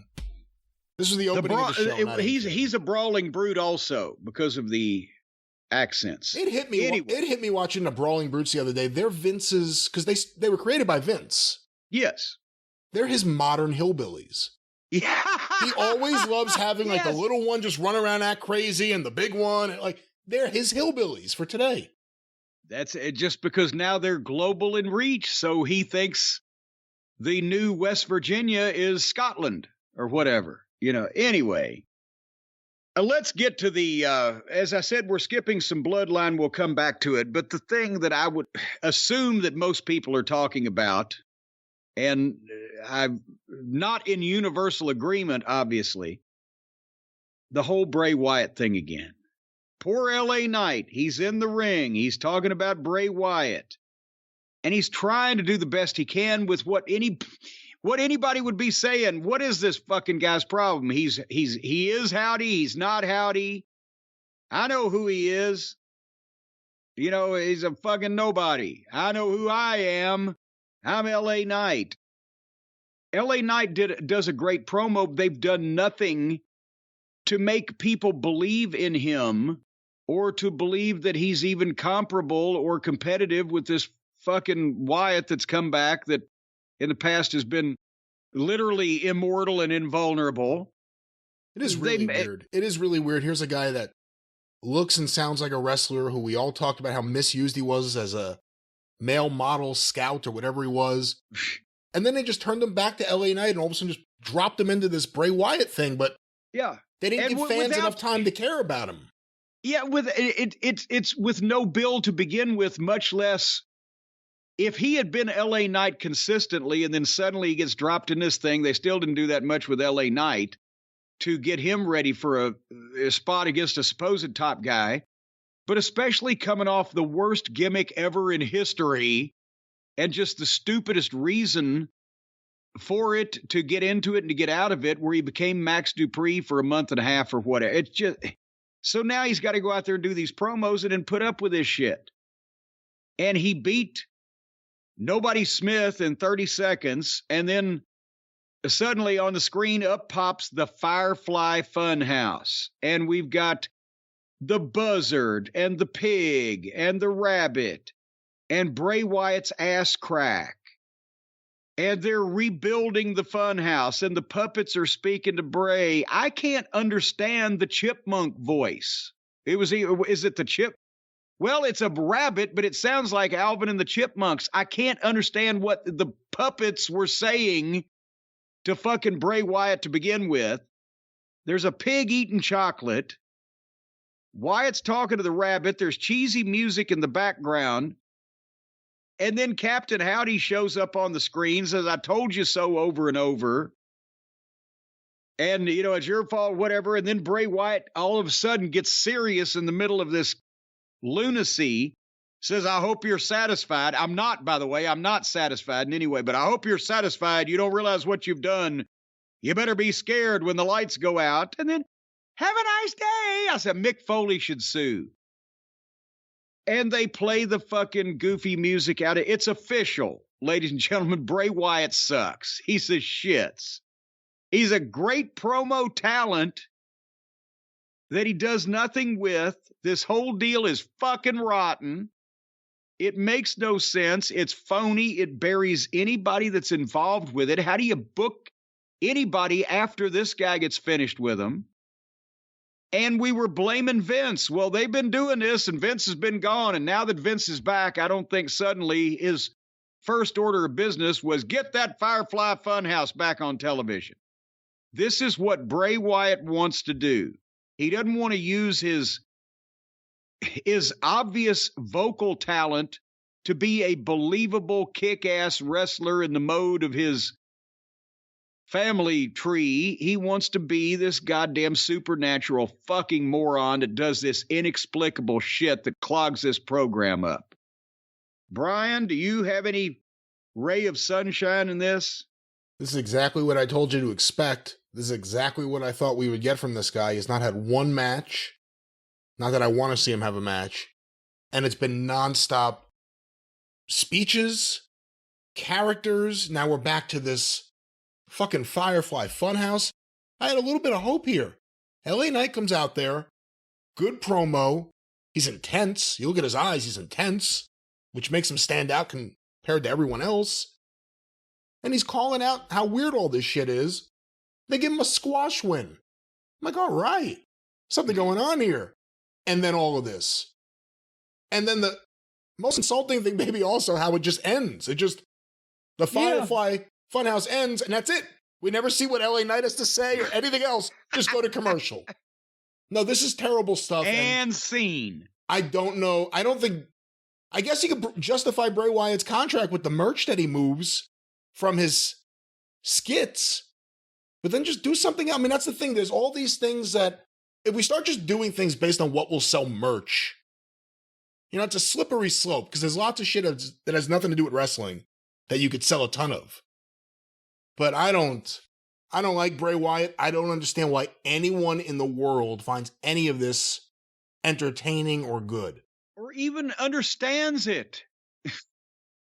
And we talk about selling merchandise. You know what? If they invested in a bunch of, these fucking commercials you see where it's, oh, you've got to get this new amazing spotlight or this new amazing fish gutter or whatever. But hey, we're not going to make any more of them, so you got to order it quick because they've been discontinued. Yeah. They get a bunch of those and just do a segment on those. That is the new scam, isn't it? You just brought that up, and I've noticed in a bunch of these. It's the greatest product that's ever been made, folks. You can't live your life without this. But unfortunately, they've been discontinued. We're not going to make it anymore.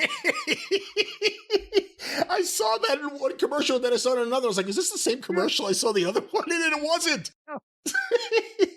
So, one would think if it's so impossible to live your life without this product, that somebody else would pick that manufacturing up. Anyway, speaking of living your life without this product, so the tag team tournament continued on SmackDown, and I must admit, I watched most of it, the good parts, Skid Row versus Los Lotharios, because I am now mesmerized by Flop Dollar. I can't take my eyes off him. It's like you never know what kind of entertainment you're going to get, and again, he has the attitude that he is performing like a goddamn Olympic gymnast while he looks like a fucking mattress with half the stuffing pulled out of it. And so I determined that I was going to watch whatever he was involved in this match. And Brian, do you remember what the first thing he did in this entire match was? I don't. I remember him kicking someone in the corner, but I don't know if that was the first thing he did. Well, no, the very first thing that Flop Dollar did in this match was he tagged into it. He was standing on the apron of the ring, and his partner, old Adonis, is in the ring, and Adonis goes to tag Flop Dollar. And Flop's first move is to tag in, and he missed it. He missed the tag. He did so. I've never seen any, and remember, I've managed a variety of tag team experts, and there's a way that you agree with your partner on how you're going to do tags so that you don't look like an idiot and miss a fucking tag. But in this case, he did something I've never seen before. He held his hand up, and had the back of his hand was toward his partner in the ring. Like the guy was supposed to tag the back of his hand instead of palm to palm. I've never seen anybody do that before. And then as he's holding his hand up, when Adonis goes to slap it, Flop moves his hand at that exact moment and they miss the tag. So the first physical movement that this guy made in his match was just to tag in, and he missed it. So then again, this guy is amazing. He's mesmerizing. He tried to Beal the guy out of the corner, but his timing was off. He gave him a rotten Beal because the guy couldn't tell from his movement what he was doing. It was off rhythm. But then he gets him down over the announcer's desk, and Flop Dollar can trash talk great. And he's got a face like, oh, yeah. And he hit the guy with a great chop. He can chop. And then they got back in the ring, and he got a rear waist lock, and he looked like a drunk underwater again, trying to grab the Lothario's pants where they could do the spot where Lothario leaps forward for the tag, and Flop Dollar is holding onto his pants, and they're tearaway pants. And Flop ends up with the pants in his hand and a confused look on his face because the guys dived out of him and tagged. Well, this was such a cold, dead tag because nobody got it. It was so quick that it was one of those deals where they ran off and left the people. And by the time that they realized what had happened, and plus it wasn't an exciting match, and it had only gone 3 minutes to begin with, if that. I don't even think I was 3 minutes in. So while Flop is confused, he's standing there. Adonis tags himself in by slapping Flop's shoulder. And then the other Lothario made a comeback. And Adonis schoolboyed one of them, 1, 2, 3, while Flop was wallering around on the floor. Like I said, a 3-minute match. But I couldn't. I rewound it 3 or 4 different times to watch him miss the tag. Amazing. Your thoughts? He is an entertaining guy to watch now that we've all seen how bad he is. I will say he looks sickly. I know you criticized him a lot for his weight. He looked better with weight. Like, remember when King Kong Bundy lost a lot of weight and it was like, yes, you're still a big guy, but you're not Bundy. Yeah. He looked, at least he had something that nobody else had when he weighed 400. Well, few other people had. When he weighed 400 pounds and he looked like a fucking refrigerator. Now he just looks like, he's the Macy's parade that sprung a leak. I'll never complain about AEW's tag team division when you see this tag team division here on SmackDown. Well, moving on. And I'm not going to, again, the best thing on the show was the same thing. I think we said it was the best thing on Raw or whatever, the last thing we watched, a Cody package. The surgery, the therapy, the comments from the doctor, from the physical therapist, the way they put the video together, the juxtaposing the bruising and then the scar from the surgery, and now he's working out in the gym. And he says, here, this is where I can make myself bulletproof. This kind of stuff makes people stars, overcoming adversity, returning for a goal. It's real shit. It's real sports. And you would have to think that Cody's had a lot of input in this because it's so different, such a different tone than most of the things that the WWE does that they can't help themselves from, winking at a little bit. But this is straightforward. It's the best thing on the program. The word is that Jeremy Borash is the one behind these pieces. And that makes sense. Jeremy's got a good head if you let him. Well, it doesn't look very good, but it's, there's smart up in there somewhere under all that ugly. If you let him do what he does best, he can come up with shit like this. But anyway, I don't know how I felt about what. Go ahead. Cody better win the Rumble. The way they're building him up in these things. Oh, yeah. They're building him up to get a big pop in the Rumble. And I think he's the only person so far you could think of that anyone's anticipating getting to see in the Rumble besides any surprise people. The way this is going so far, he better win that fucking Rumble. Well, but here's one thing that is a strong point of Vince McMahon's that can't be said for other people named Vince. Sometimes when the fans overwhelmingly want something to happen, Vince McMahon will give it to him. Where even if he does have something to do with creative or is in charge of the whole shebang or whatever, I think the Triple H, everybody understands the way this is being built, that Cody better win the Rumble. Vince understands that even though people expect it, sometimes you have to give them what they expect, so I don't expect that to be a problem with him trying to change things. If it was another era or another guy named Vince, he would want to swerve people and kill the moment so people didn't call it. And that's, sometimes when people go to see a particular fucking movie, they expect to see that fucking movie. They don't want you to change it on them at the last minute in the projectionist booth. So anyway, but as I mentioned, I don't know how I felt about Charlotte and Cruella de Vil. So I'm going to ask you first. This segment had its positives and negatives, but what did you think overall of their interaction here in this in-ring, face-to-face confrontation they had? Another really awkward women's promo segment. We just saw Becky and Bayley on Raw, and then there was this, and this is week 2 of Charlotte, or week 3 of Charlotte as a babyface, and Sonya. I mean, I kind of was a little sick of Sonya on this show last year from everything she was doing, and then Pierce comes out and confronts her. I wasn't crazy about this, but I'm also going into this not convinced that Charlotte should be a babyface. Well, I can see why that they want her to be a babyface and why they brought her back as a babyface, because she's been gone for a while, and they were glad to see a name come back. And the past couple weeks, she's done a good job with it. I'm not saying she didn't hear.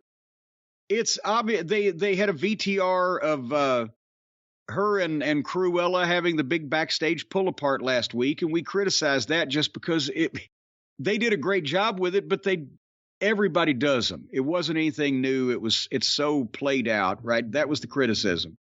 But Charlotte comes out here, she's a pure baby face, woo, doing the whole thing. And she didn't say much before she called out DeVille to come out and face her and say these things to her face. And immediately the music plays. Not immediately, they waited 10 seconds. And as Sonya comes out, old Cruella, as I call her, she's already got the microphone. And this is what my problem is with these shows, with all of the WWE shows under their umbrella. And we talked about AEW has patterns. They have interviews where the intended interviewee barely says anything before they get interrupted, shut down, beat up, assaulted, impregnated by some whatever. With the WWE, the talent runs the show and everything develops the same way, and there is nothing spontaneous about it. There's no realism. There's no of the moment.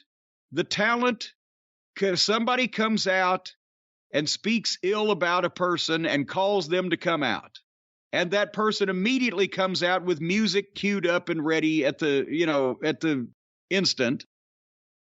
And then they interact with each other, not in an argument like anybody would have if they were mad at each other, didn't like each other, just wanted to talk trash to each other even hype a fight. They have an interchange or an interaction that's presented as a play developing in front of the audience, that's scripted argument verbiage about differing opinions with little personal zingers that the writers think might be cute. And it's all the fucking and then the other person, while one's talking, the other stands there and smirks at the little jab the other one just made. Cruella did the best of the bunch here. She did a fired up promo and did a good job. She got the people up a little bit and got some heat with them. But and then the same thing that happens. Charlotte finally, well, how about we fight right here, right now? And the heel says no. And then she does the fake walk off and stops, and then turns and walks back with purpose and says, unless it's for the title. And then Adam Pearce comes out saying, hey, what's going on now? Blah, blah, blah. And when Charlotte turns her back, Cruella hits her from behind and then bails out on the floor, and nothing happens. Charlotte sells there, pissed off. Cruella's smiling. Pearce is confused. End. Do you want to see that match? Does anyone come out of that wanting to see that match? No, because they see this. It's the same thing developed and orchestrated the same way all the time in the same genre, the same flavor, just with different people doing words that someone else has written for them. Any final thoughts on that one? No. Okay, the tag team tournament continued. Ridge and Butch against Ludwig and Marcel of the Imperium. And I'm thinking, okay, all four of these guys look like athletes. Their shit is nice and crisp. They're doing some action. I'll give this a minute, and that's what they gave it. After 90 seconds of this, they went to a commercial break. And they were gone for 3.5 minutes. So they were gone for more than twice as long as they had wrestled. When they came back, Stace had asked me a question, and I answered it and resumed watching in time to see them hit their finish. Imperium, they won. 1, 2, 3, 4 minutes of this made air.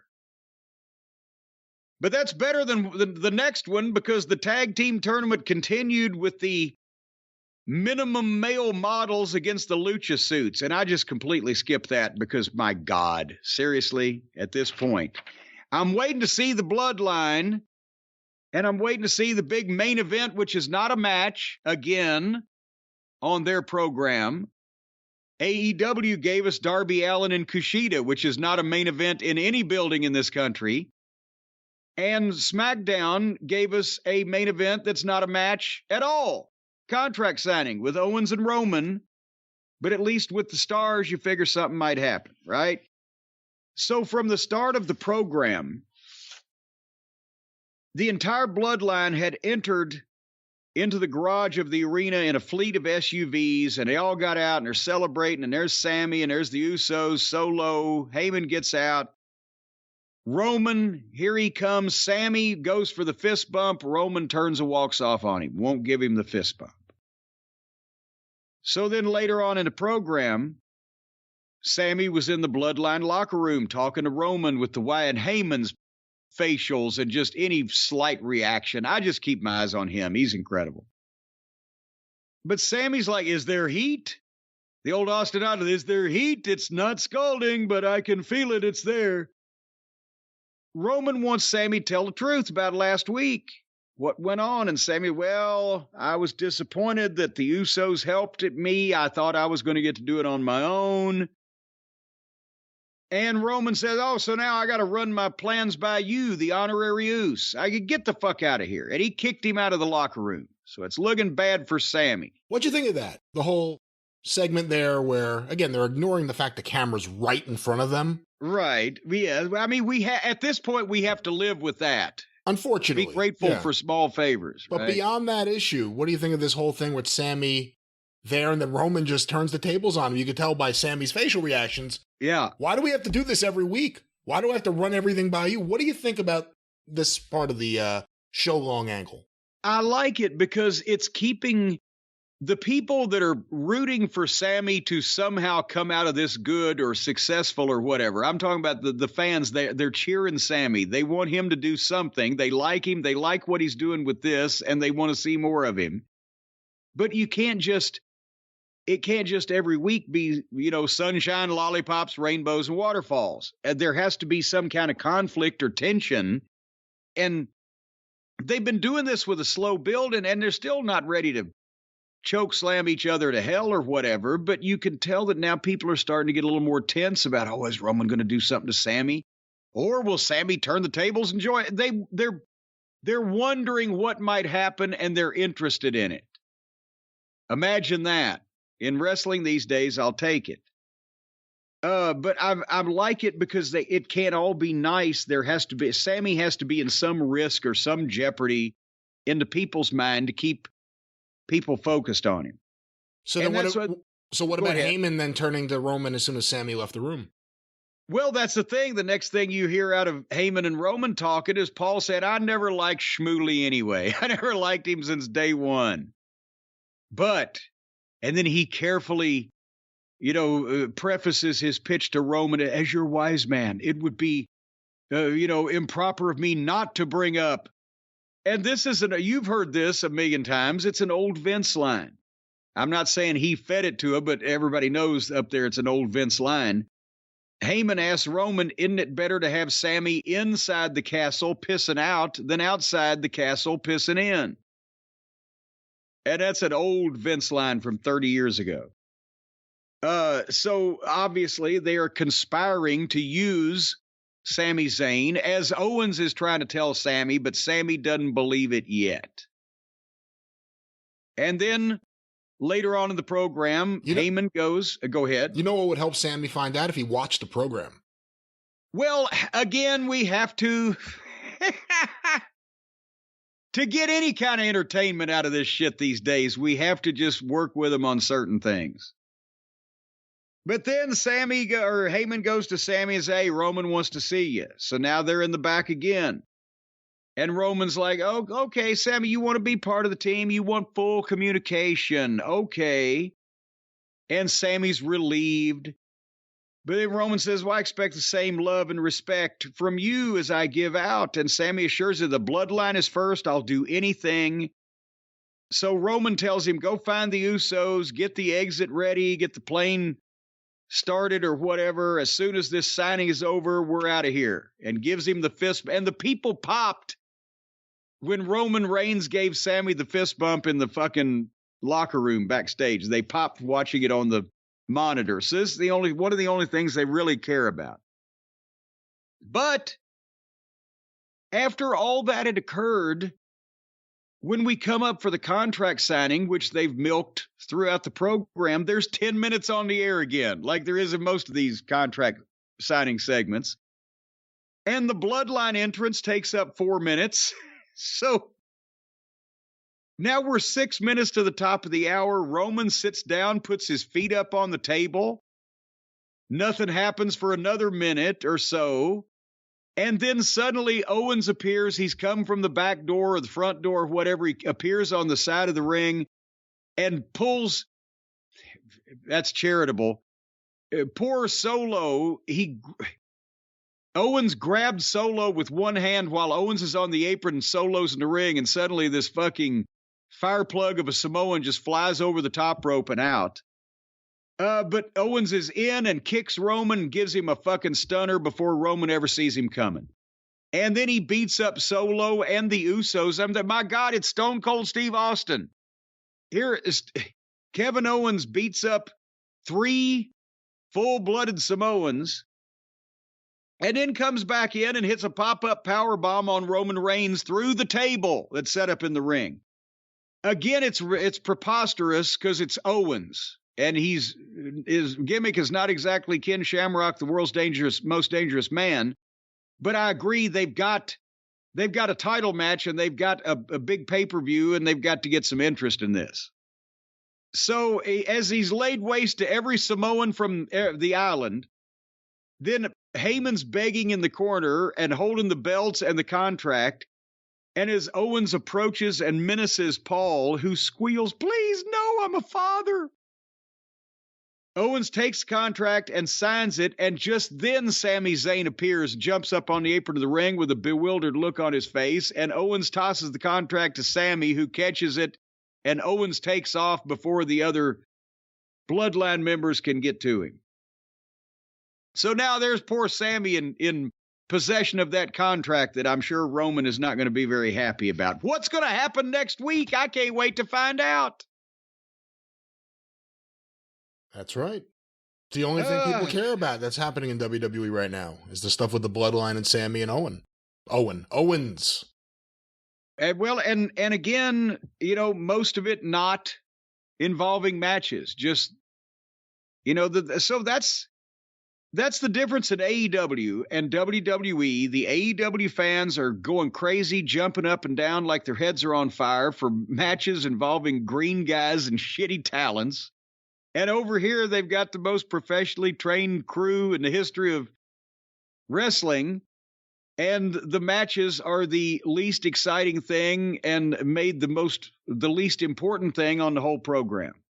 Yeah, whether it's Bray Wyatt, who we don't like, and we've spoken at length about that, or Roman Reigns, the big comparison is they never wrestle.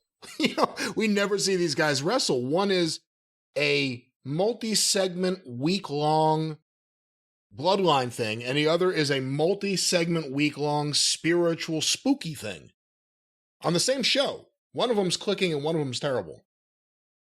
I think they should get Svengoolie to be in charge of the Firefly Funhouse. Then they'd get some ratings.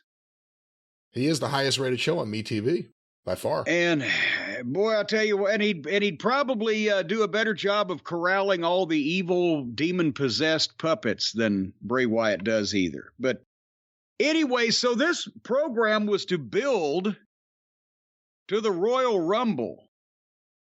And besides the contract signing and the chaos there at the last few minutes of the program, I'm not really, and obviously to see Cody, because that's kind of the highlight of the show. Otherwise, did it give you, salivation to you can't wait to see the Royal Rumble based on this television program? No, and you could say the same thing about Raw. It didn't do too much to make you want to see the Royal Rumble. Let's go down the list of matches they've announced so far. And the date of the Rumble, for the record, is... And by the way, we're a week away, so you would think the meat of the matter has probably been exposed. January 28th, Saturday. Bianca Belair versus Alexa Bliss for the WWE Raw Women's Championship. And again, Alexa Bliss now is in some way involved with her former cohort, Bray Wyatt, and the supernatural spooky shit. And I guess she's going to be sitting in a swing and vomiting black soot at some point. I don't want to see Alexa Bliss at all because she's microscopic. She's 4'3" and 72 pounds and the cutesy thing. And Bianca Belair needs an opponent, but she really needs an opponent here because Alexa Bliss ain't it. In the Mountain Dew Pitch Black match, Bray Wyatt versus LA Knight. We don't know the rules. We don't know the stipulations. All we know is that Mountain Dew is the sponsor. And I have a feeling it's going to be heavy on puppets and spooky music and the creaking door. And I'm not looking forward to it. And poor LA Knight is going to have to once again, stooge for some of this tomfoolery. For the undisputed WWE Universal Championship, the champion Roman Reigns, with Paul Heyman, versus Kevin Owens. And I have no doubt this is going to be a good match. Owens always wants to have a good match. I'm sure Heyman will be heavily involved in putting it together. Boy, it takes a silver-tongued, manipulative devil like Heyman to actually be able to get Owens to do shit for his own good, probably. And Roman Reigns, it'll be over because the issue is over, and it'll probably further something with our dear friend Sammy. So this could be one of the highlights of the program. And the other two matches announced so far, and of course Raw is in a few days, the men's and women's 30 men and women Royal Rumble. They're going to do a women's Royal Rumble too. They've done this the last several years, yes. I forgot about that because I never watch them because God damn it. All right.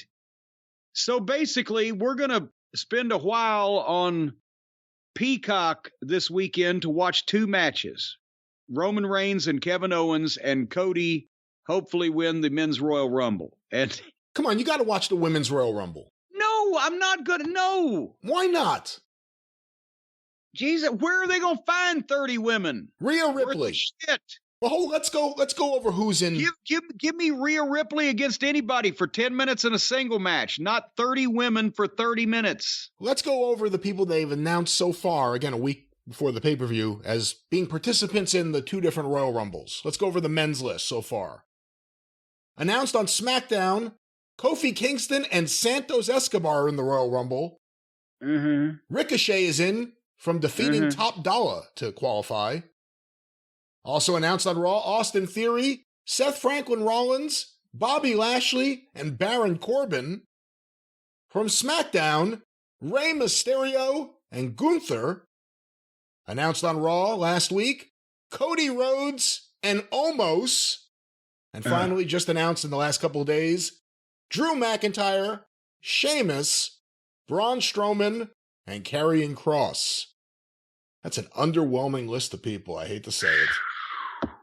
And then, go ahead. I'm interested in hopefully 3 people out of that will advance and be better than they were before. Theory, Gunther, and Cody. Cody should win. Theory and Gunther should look good. The rest of them, it's just, they're all out there in the ether. If you surprise everyone with Brock in the Rumble, do you do the Brock and Gunther confrontation? Oh, why would you? Leading to WrestleMania, tease it. But why would you surprise anybody at his price tag with Brock Lesnar? Because we're doing crazy things to hotshot this company. Okay, well, if Brock does show up as an unannounced surprise, it would be a crazy, shocking thing to try to sell the company. And in that case, if they did go in that direction, that would be wonderful to get. They would need to eliminate each other, not Brock punk Gunther out and then Gunther fuck him afterwards. When they did Hogan and the Warrior at the Royal Rumble in 1990, months before WrestleMania, you know, they kind of just crisscrossed each other. They knocked each other out with a clothesline, and then other people eliminated them. But you got that little bit of a tease. And again, it was Hogan and the Warrior, different than Gunther and Brock, to lead into Mania. Jim, here's who's been announced for the Women's Royal Rumble so far. Rhea Ripley. You see, there's a good reason to watch. And there's also other names. If she starts at number 1 and wins the whole thing, I would consider it a classic. Well, here are some of the other names also attached so far. Liv Morgan. Oh, boy. Candice LeRae. Oh, Jesus. Raquel Rodriguez. She's not bad. Shayna Baszler. And Zelina Vega. She's good. That's it? That's it so far. 1, 2, 3, 4, 6 people a week out? Well, people assume that various people that they know will be in the Rumble. Well, when you assume, you make an ass out of you and me. Hey, what happened to Gargano since Vince has been back? I'm looking at Candice LeRae's name on this list. Where's her husband?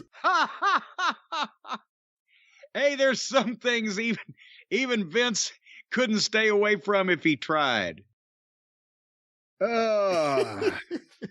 All right, then. So that's what's going to go on. And apparently what we're going to do is we're going to delay our normal recording one day this weekend instead of recording next weekend, rather. Instead of recording the experience on Saturday, as we have been doing, we're going to record it on and releasing on Sunday. We're going to record on Sunday and release on Monday so we can see the big shoe. Correct? Well, we're going to record on Sunday. We're going to try to get it up on Sunday, too, but we'll see what happens. Well, then they need to get this goddamn thing over with in a timely fashion. We'll see. But actually, the WWE is not bad, but they're not going to give us a 5-hour show that we'd rather see our mothers hooked up to a resuscitator than watch more wrestling by the time it's over. They're about 3 hours, 3.5 for the big ones, and they don't wear their welcome out. Well, sometimes they still wear their welcome out. We'll see about that. We'll see how they do on this Royal Rumble, but that is the Royal Rumble. What's going on this week over at the Wrestling News Arcadian Vanguard 605 side of town? Another fine week of programming on the Arcadian Vanguard Podcast Network. Get information about all the shows on Twitter at Superpodcast or on Facebook at facebook.com/Arcadian Vanguard. Want to thank everyone who's been checking out the Wrestling News, of course, available wherever you find your favorite podcast. Look for Arcadian Vanguard's The Wrestling News or go to thewrestlingnews.com. Every day, daily, free morning wrestling newscast. No opinions, no talking heads, no star ratings, just wrestling news. Usually in less than 15 minutes, sometimes in less than 8 minutes. Check it out today. Once again, download directly or stream it from thewrestlingnews.com or wherever you find your favorite podcast. Look for Arcadian Vanguard's The Wrestling News.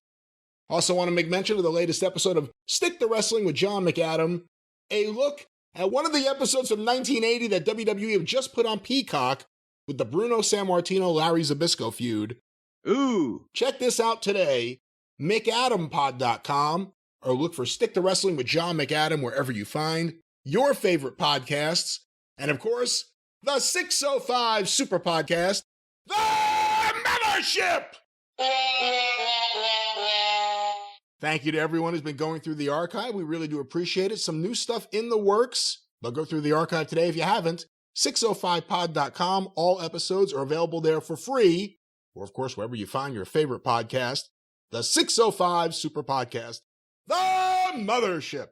All right, and as a special little lights out treat, folks, we've got a big main event for you, and it is a wrestling match, because since the Royal Rumble is upon us, it's Rumble season, we're going to go back and we're going to do a watch-along of one of the most famous Royal Rumbles in history, and one that is near and dear to your heart, Brian Last, and many of the 80s WCW NWA fans, because it's the 1992 Royal Rumble that turned out to be a showcase for Nature Boy Ric Flair. He had come in the previous summer after being run off by Jim Herd, given his notice, taking the belt. Everybody knows the real world champion angle that they used to introduce him. And he and Hogan had the house show matches around the Horn, and people were thinking that they were building to Hogan and Flair for WrestleMania. Why wouldn't they think that? They didn't realize Vince was going to lose his mind. I don't know the real story. I mean, you hear the story that Bruce is going to tell, which is the company line that, well, our audience just didn't know Ric Flair. Well, and you booked him shitty. They gave the Flair and Hogan matches away in some of the arenas instead of milking it. In my opinion, they made Flair, instead of an outsider, one of the boys too quickly. But in this match, he comes out. The Royal Rumble winner in 1992 was not going to get a shot at the title. It was going to be the champion. This was going to determine the WWF World Champion. And Flair came out early, so you just mentioned before we went on the air, you thought he was going to get fucked. But he ends up going the whole Rumble and winning the thing, including facing some of his greatest partners and friends. As the wrestlers come in the ring, we'll make note of it, what their involvement had been with Flair in his career in the past. But this was kind of before the Attitude Era, and since then, this was the Rumble, I think, that everybody pointed to as being special because of Flair's performance and setting the Rumble record. Did I encapsulate that correctly, Brian? I still think this is the greatest Royal Rumble ever. Nothing will ever top it. Sure, guys will do like crazy spots and there'll be big moments and big stars, but this was the one where everything came together. Bobby Heenan was on commentary. This was the single greatest night of Bobby Heenan's commentary career. He was on fire. There may be a few moments, we'll play some of the audio so you could hear it, because there's a few special moments during the Royal Rumble match. But also, like you said, as a kid who liked Ric Flair is my favorite wrestler. I'd already seen him wrestle Hulk Hogan live at Madison Square Garden. I wanted him to win the Royal Rumble. I didn't think he really would.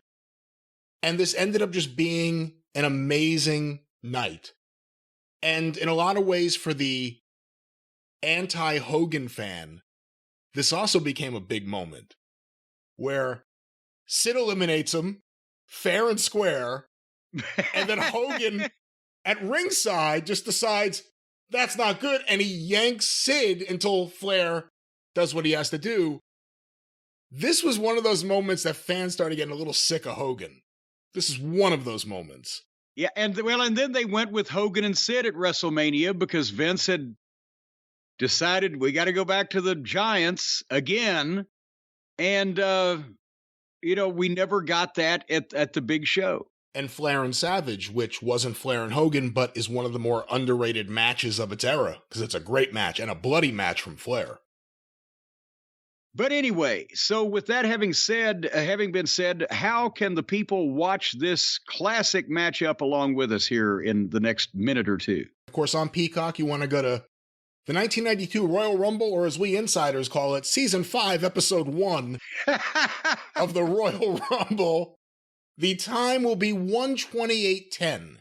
1:28:10. A fan is holding up a yellow sign that says Hulk Hogan will run wild at the Royal Rumble. So on Peacock, we're at 1:28:10 into Royal Rumble 92. You're going to do this countdown, right? I have never done it right yet, but I'm going to do it is the correct thing, yes. I'm going to count down from 5, After I get to one, I will say press play now.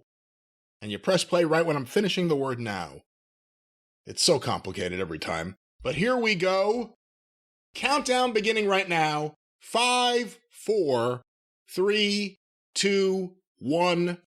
Press play now. Boom. I just hit it. And there's that sign, and there's Fink in the ring. And here come Jack Tunney. A man's with the man. Championship belt, a man's man. And Jack Tunney obviously was a member of the Tunney family that had promoted Toronto since what? The 40s, probably?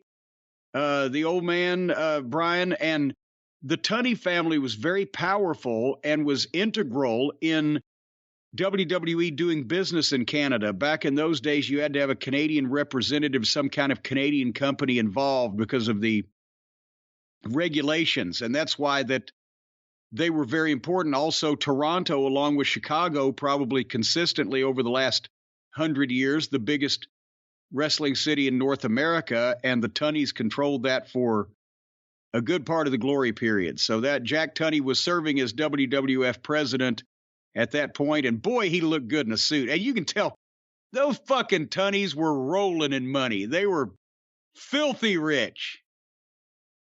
Anyway, the signs weren't an attitude era innovation there. They used to do it back then. Here comes Davey Boy, the Bulldog, at number 1. At number 1. And this was just right.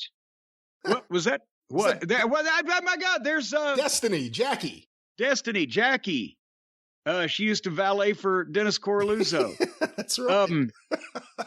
But anyway, this was near the Wembley, the Wembley match with Brett. Was this the same year? That was 8 months later. That's right. 8 months later at SummerSlam. So Davey was being used in a prominent position in the company at this point. And the man who drew number 2. Here we go, the drum roll playing. Sensational Sherry with Ted DiBiase. Look at Sherry. She always looks so good. And again, the pairing with Sherry with DiBiase or Sherry with anybody, instantly, there was so much to work with there because she was so great at ringside. She had been with Savage before. Yeah, scary Sherry. Well, she was Queen Sherry because he was the king at that point. Blah, blah, blah. But and here we go. But the point is already, first 2 guys in the ring not only have the size, the physique, but they're 2 of the all-time biggest names in the history of wrestling. It's not like they're, throwing out job guys, to be quite honest with you. And look at here as they kick it in. They want to get this thing started, and Teddy was so good. Just the pace and the aggression. And I think Davey at this point has got to be wondering, wait a minute, what the fuck's going on here?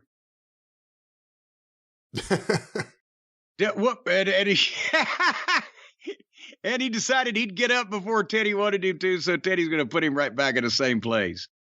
God damn it. And that little sideways fist drop. Teddy never had a physique, but he was always in great cardio shape. If that makes any sense, which it does, obviously. But boy, Davey, I wonder if Davey had heat. They just started out and Ted's kicking a shit out of him. And whoa, we're not going to be that quite that easy about it. The referee's outside the ring. I see Hebner. Whoa, wait. And there you go. Okay, I haven't watched this in 30 years, so there was the reason. Teddy beats the shit out of him, and Davey clotheslines DiBiase over the top rope in his first offensive move. And you may have been busy. This is January 92. You were getting Smoky Mountain up and running. Oh, I watched this when it happened. I haven't seen it since, to be honest with you. I mean, it's not like I wasn't watching the big shows, especially if Flair won the world title. I didn't buy this pay-per-view, but I got it on VHS tape shortly after it happened. And here comes Flair, number 3. And he's, as you mentioned, Bobby Heenan's on color. Mr. Perfect, Kurt Hennig, they originally wanted to put Bobby with Flair, but Bobby's neck, and he was already doing commentary, and he didn't want to travel full-time as manager on the road. So Bobby kicked it off, and then they handed him off to Kurt because Kurt would travel on the road, and Flair had tons of respect for Kurt. Kurt loved Flair, so that was a pairing that they could travel with. And they've slowed it down a little bit here because now Flair taking his robe off and doing his usual shit, because since Teddy and Davey opened up fast, now they want to let the people get involved in this with Flair doing the whoo and etc. And I would think, would this be, well, Flair's been there in the company for a while, but there weren't any Ric Flair Bulldog matches that I can think of. This might be the first time that Flair had been in the ring with Davey Boy. Off the top of my head, I can't think of another match, no. And look, okay, Flair was 235 legitimately there. And Davey's strength was just off the charts with, what was that, 3 reps on the press slam. And now Flair's trying to, you can see him calling it, and I've got to think that, Davey was one step behind because he's not used to. Flair would do this. He'd just call shit on the spur of the moment. If you didn't hear it the first time, you were already running somewhere. You had to be with it to get everything. And every once in a while, with an opponent that wasn't used to this pace, they were a tad bit step behind every once in a while.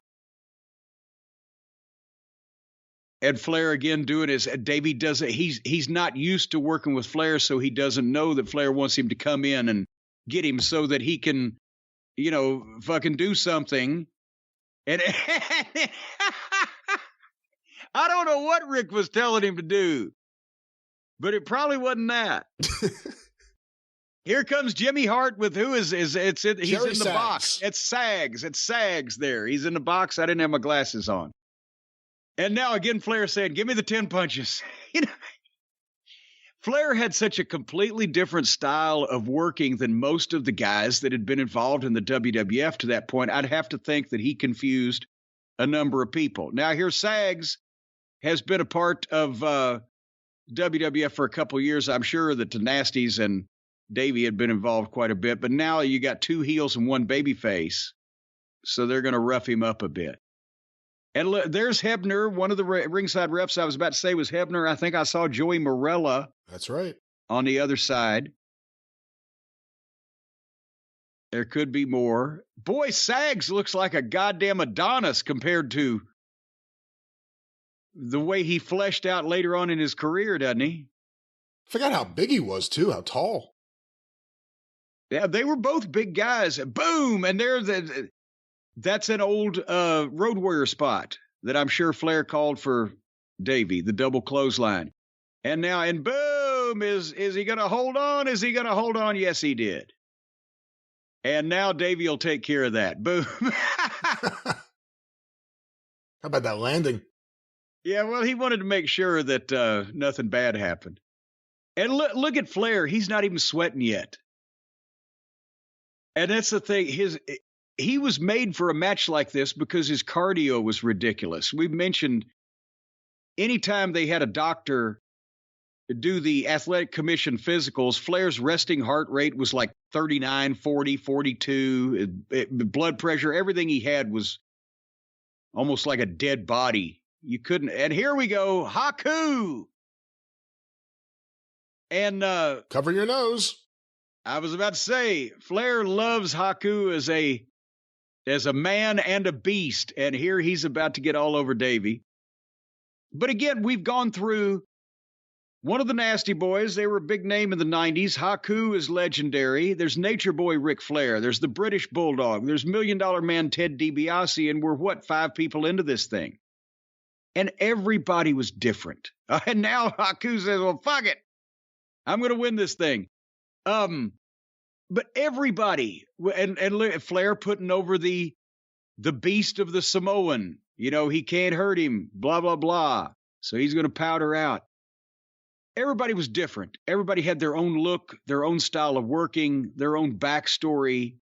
There was no similarities in anybody. They stood out, I guess is what I'm saying. That's why you can clearly tell people from this era in wrestling, whereas if you don't get a good look at some of the modern guys, you're confused. And now Rick being treacherous behind. By the way, great pile driver. Nice of Davey to sell it. He's probably trying to get out of the way. Boom. Oh, beautiful. Again, this was Flair's chance to go through a variety of different people and do all his shit for the WWF audience that may not have got a chance to see it. And let's face it, the matches they did have in arenas. How long was that garden match between Flair and Hogan? 10 minutes? Did they go 12? Maybe 15 at most with the post-match. So, and with Hogan, Flair couldn't do a lot of his trademark shit, so this was a chance for him to do a variety of things with a variety of people. And by the way, the entrances back then are 2 minutes. What? They're a minute, right? Because they got to have the, oh boy. Almost had a bobble there, but Davey got Haku over.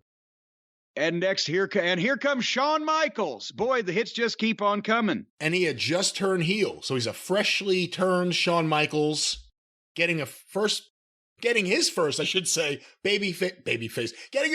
as a heel ever. Right, and really a first singles push for all intents and purposes. And boom, and now we see a preview of what WrestleMania from 15 years later. And you knew Michaels was excited to work with Flair because he grew up idolizing him. And boom, Flair caught that boot. He caught it with both hands is what he did. Never noticed that before. He said, fuck my face, I'm catching that thing. And now Davey and Shawn are used to working with each other. And a boom, boom, boom. So anyway, the 2-minute intervals are what I was going for here. They're 2-minute intervals back in those days. Now that they got a 30 women Rumble too, they have to shorten these things up, and also the lack of talent. But now again, look, heel and heel, but it's every man for himself for the WWE Championship, and Flair has been portrayed, as we mentioned, he was the outsider when he came in with the outside belt until they had to digitize that due to the legal charges brought by TBS.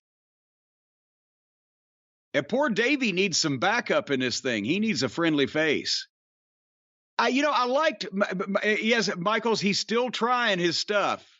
He didn't go upside down and flip back in. He was going for the head into the post like Ray Stevens. He didn't quite get it the first time, but he's still developing his heel stuff at that point. And we do not have the order of participants past your memory, which is better than mine. But Ricky Steamboat. No, isn't that it's El Tito. Matador. Steamboat. Fuck. Arriba. Okay, well, I'm slightly disappointed now. It looked like Steamboat in his goddamn green dragon tights. No, right around but that look at time, the fire with Tito Santana. Yeah, right around that same time, Tito went to Mexico and discovered his it was either his love of bullfighting, or he found out that he was a bullfighter in another life, or his ancestors were. That's right, the Matador. Yes, El Matador. El Matador. But even again, Tito Santana, a well-remembered name in wrestling. This is an all-star lineup here. And poor Tito has to be the babyface to try to help out the British Bulldog. And Tito's always, he, after wrestling, I think a lot of people know, he became a school teacher. He always had his wits about him, didn't have the bad habits, didn't believe his own publicity. Tito has done well for himself and has stayed in what I understand is good health. Last time I heard anything about him. So good on him for that. There's the nuts. As soon as you can, you can tell as soon as Flair drops to his knees, he's going for a ball shot. And again, if this was today, all these guys would have already drug in tables and ladders. They've got, how long were we into this thing? We started watching it, what did we start at? What time code? Was it 128? 128.10. Okay, they're not 14 minutes in, so they got 45 minutes to go. If this was today, they'd have already pulled ladders and chairs in. Somebody would have been paralyzed. Massive bumps, but they're working, and the work looks good. If somebody punches somebody, they're selling it, et cetera, et cetera. Who's coming down? Well, there comes the Barbarian. He doesn't look as mean as with the mohawk haircut, but nevertheless. This is when he also went back to his ancestral roots as a barbarian in dress. Yeah. Yeah, well, no, it's the Barbarian. It's a kilt. You don't say dress to the Barbarian. But yeah, he's beasted up. You know, one of the cool things about this Rumble, and I understand why they don't do it, but it's one of the things I miss. No theme music. No one comes in with music. The buzzer goes off, people count, and then they pop or they don't pop. And you heard the people that they popped or didn't pop for. There was no music to disguise that. And so, well, the people were happy. The music was just so loud. But anyway, when the people hear the music takes up quite a bit of the audience's attention when they should be focusing on the personalities in a situation like this. There was never entrance music until modern times, really modern times, for a battle royal. That's just ridiculous. Or run-ins. And we should mention that the Royal Rumble came from, I think everybody knows, the mind of Pat Patterson, who was not only one of the greatest wrestlers of all time, but then became a fantastic booking mind, and he picked this up from San Francisco. When he and Ray Stevens, were the best in-ring tag team in the business, they worked for Roy Shire in San Francisco. And then Patterson was so good that he followed the best worker in the business, Ray Stevens, as the top star in San Francisco for years, one of the great wrestling towns. The Battle Royal in San Francisco that Shire presented was his big drawing event of the year. And Pat remembered that and made the tweaks of every 2 minutes another person enters and et cetera, to make what we know today. And here comes Kerry Von Erich. The Texas Tornado. Well, yeah. And again, you mentioned before we did this, it's a kind of a who's who of some of Flair's greatest opponents and or partners. In this case, this is 1992. Flair and Kerry, 8 years before that, at the Texas Stadium match, had drawn 40,000 people to see Kerry beat Flair for the title. And you see, and here he goes. Boom. You see a few seconds of the old fire. And unfortunately, Kerry was working, as we know, look at Michaels. He's trying to get him over. As we know at this point, Kerry was working with the handicap, so to speak, both literally and in a golfing term of missing a foot. And while Kerry are there and Flair are busy doing their old stuff, Michaels is inventing a bunch of his heel bumps, and poor Tito can't shoot the Barbarian off because everybody's in the way. It's not a good idea to shoot people off in a battle royal, even if there's only 5 or 6 people in the ring. I hadn't watched one of these matches with Michaels involved from this period in so long. You can see him starting to develop the trademark shit that he would do later on. Whereas then you see Flair doing the trademark shit he'd already developed. Everyone likes Shawn Michaels later on, but 92 and 93 Shawn Michaels and the 94, that's probably my favorite stuff. Well, because he was still young, he was trying hard to get over. He wasn't convinced that he was God's gift yet. He knew he had a chance and he was working hard to get over. And a lot of times when you invent some of this stuff, it looks better and or more real when you're first inventing it than when you're doing it because it's part of your catalog. And here comes poor Barry Darsow, the Repo Man. And again, I love this human being.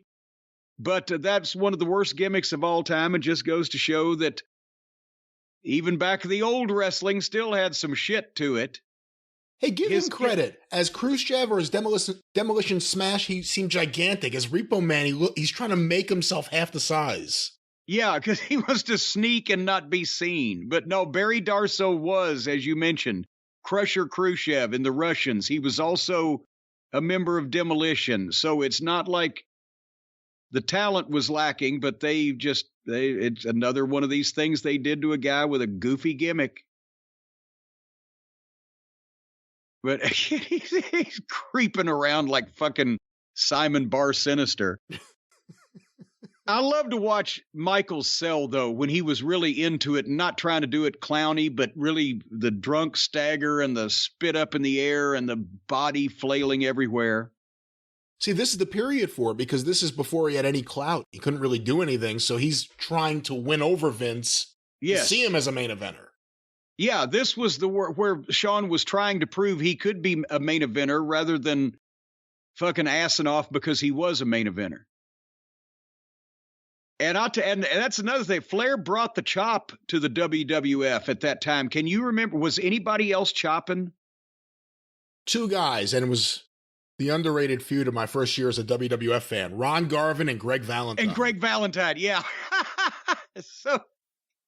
So a lot of these guys are probably like, God damn it. Hey, let's hear one of these entrances. Not getting hit. Okay. Go any more than 30. We're going to have another participant coming through right now, and it is the Hammer Valentine. Well, there you go. Okay, Greg the Hammer Valentine. Flair and Valentine were the NWA World Tag Team Champions for Crockett in the late 70s. They were one of the highest paid tag teams in the country at that time. And they're pretty inextricably linked with each other in Carolinas. Now here on opposite sides, they immediately go after each other. And now we're going to fucking hear some chops. So, well, you'll hear them if you're watching this with the audio up, or not if you're listening to us. Flair leans into it when he gets it. Yeah, and I think he realized he'd done 3 face firsts already, so he just went to his knees on that one. But that's, again, Flair will lean into him because he wants them, see? And so now you've got Ric Flair in the ring with Greg Valentine, who he was partners with in the 70s, Shawn Michaels, who he'd have his retirement match with 15 years after this, also Kerry Von Erich, that he set the all-time attendance gate record with at the Texas Stadium match. There's a lot of, what do the kids call them these days? Callbacks and Easter eggs kind of thing in this match. That's one of the cool things about this match. And again, this match has, to me, stood the test of time. And Michaels was trying to take another kind of bump to get tied up in the ropes over there. And I don't think, a lot of times this was again before Michaels had established his shit. And I don't know that everybody knew what he was trying to do right off the bat, whereas you could identify it later on. And they're trying to, and here we go for 10 seconds more. We're going to say, and see, the people are starting to get into this. You don't need to do all the chaos at the start of the match, because now this is where, oh my God, Nikolai Volkov. I love Nikolai. This may have been when he was on the later years of his career, but what a fucking guy. He had turned babyface. But look at that. He's 330 pounds and he jumps over the top rope, and he's in his 50s. He's in his early 50s here. He always stayed in great physical condition. It's just that his era had passed by at this point. He was one of the Mongols. I'll tell you what, 10 years earlier in Mid-South Wrestling, not only was he still pretty fearsome on those house show matches when he really had some time to do his shit, but also he boxed in his younger days. And of all the people in that ring, the person that could knock you out the quickest with one punch would be Nikolai Volkov. Huh. He never got to show that, but it was amazing. No Cajun Mark in Louisiana stood a chance against that motherfucker. They would come after him with chairs. He wouldn't back up. The fans I'm talking about. And it's great. There's Darso and Nikolai.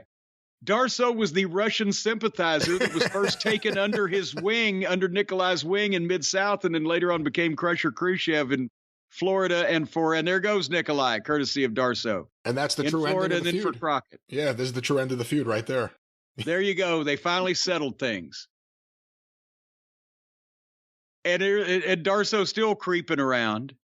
He never stands up straight, so you don't realize he's a giant guy. And now Kerry's like, what should I do from here? Flair and Valentine are still having fun.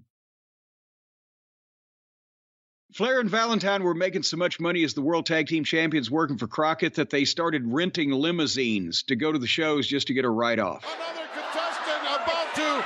And here we go with the next entrant, Boss Man. Has he got his nightstick? Has he got his handcuffs? No, he does not. What a travesty. If this big country bumpkin would walk away the winner. Look at the Boss Man.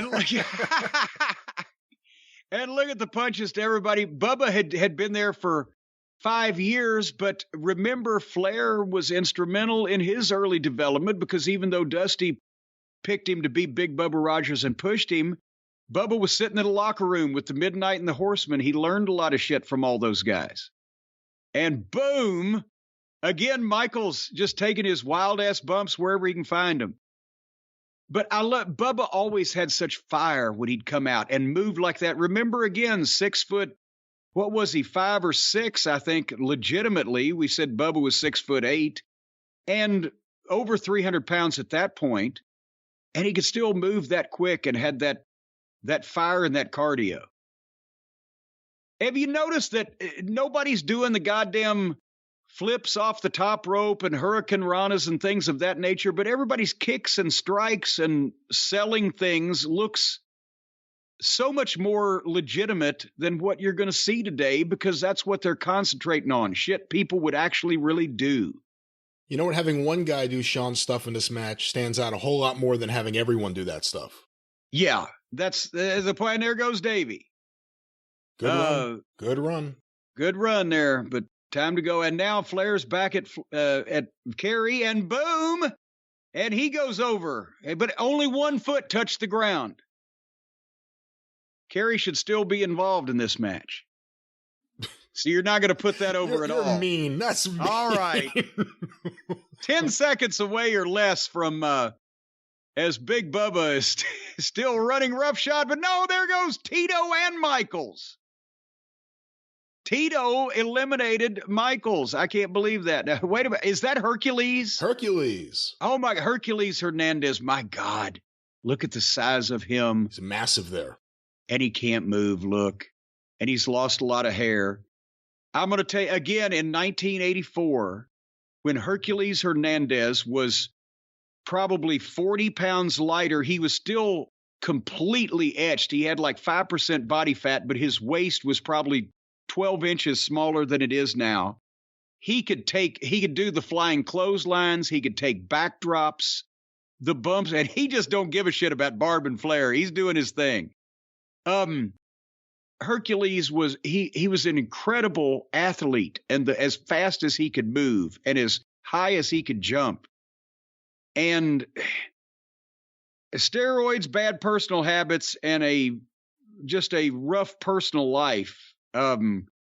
He looks, unfortunately, 15 years older here than he did 8 years before to me. And there's a bunch of shit that happened at one time, and everybody's out of there except, whoa, the Boss Man and the Nature Boy. But I loved Hercules Hernandez. What a nice, genuinely nice guy he was. He had a lot of trouble. Boom. Bubba always hit the ropes in his own way. I know that was awkward and different, but that's the way he did it. And those fucking flying feet and that punch. That's the thing. Bubba came to me one time and said, I'm wrestling Vernon Deaton today on TBS. What about if I oh my God, what a bump. And there he goes. Yeah, he taught himself how to take those so he could take them, but nobody else could take it like that. We're going to play some audio in a second because this is one of the highlights of Bobby Heenan's night. And this is one of the highlights. As a fan, this was one of the highlights of the whole match for me. Let's go to this. Okay, because we're under 10, and who could be coming? Sucking, trying to get that oxygen in that body. And here comes Roddy. Oh, no. Of all the people, anyone but Piper. It's Piper. Piper could become World Wrestling. This isn't fair to Flair. Of all the things I said before, definitely going bananas. And obviously Piper's super over. And listen to the people, and they're screaming, and the babies, and look at the fire and the knee lift and the bump and the punch. And again, Roddy had a style completely different than anybody else. And he would come in with that fire and that passion. And look at the people. You can see the fans fucking reacting. Old, young, male, female, whatever. And also Flair and Piper. How much history? They had the legendary rivalry. They were best friends in real life. They partnered in the Carolinas when Flair had to go to, where was it, Guatemala or wherever the fuck, and nearly get shot by the militia against Veneno. He took Piper there to take care of it. And look at this simple shit. And it's bing, bing, bing. Block the fucking deal. Piper with the eye poke, the clotheslines, the bumps. It's everything people want to see. And they know exactly what they're fucking doing. And they're best friends. And they're best friends.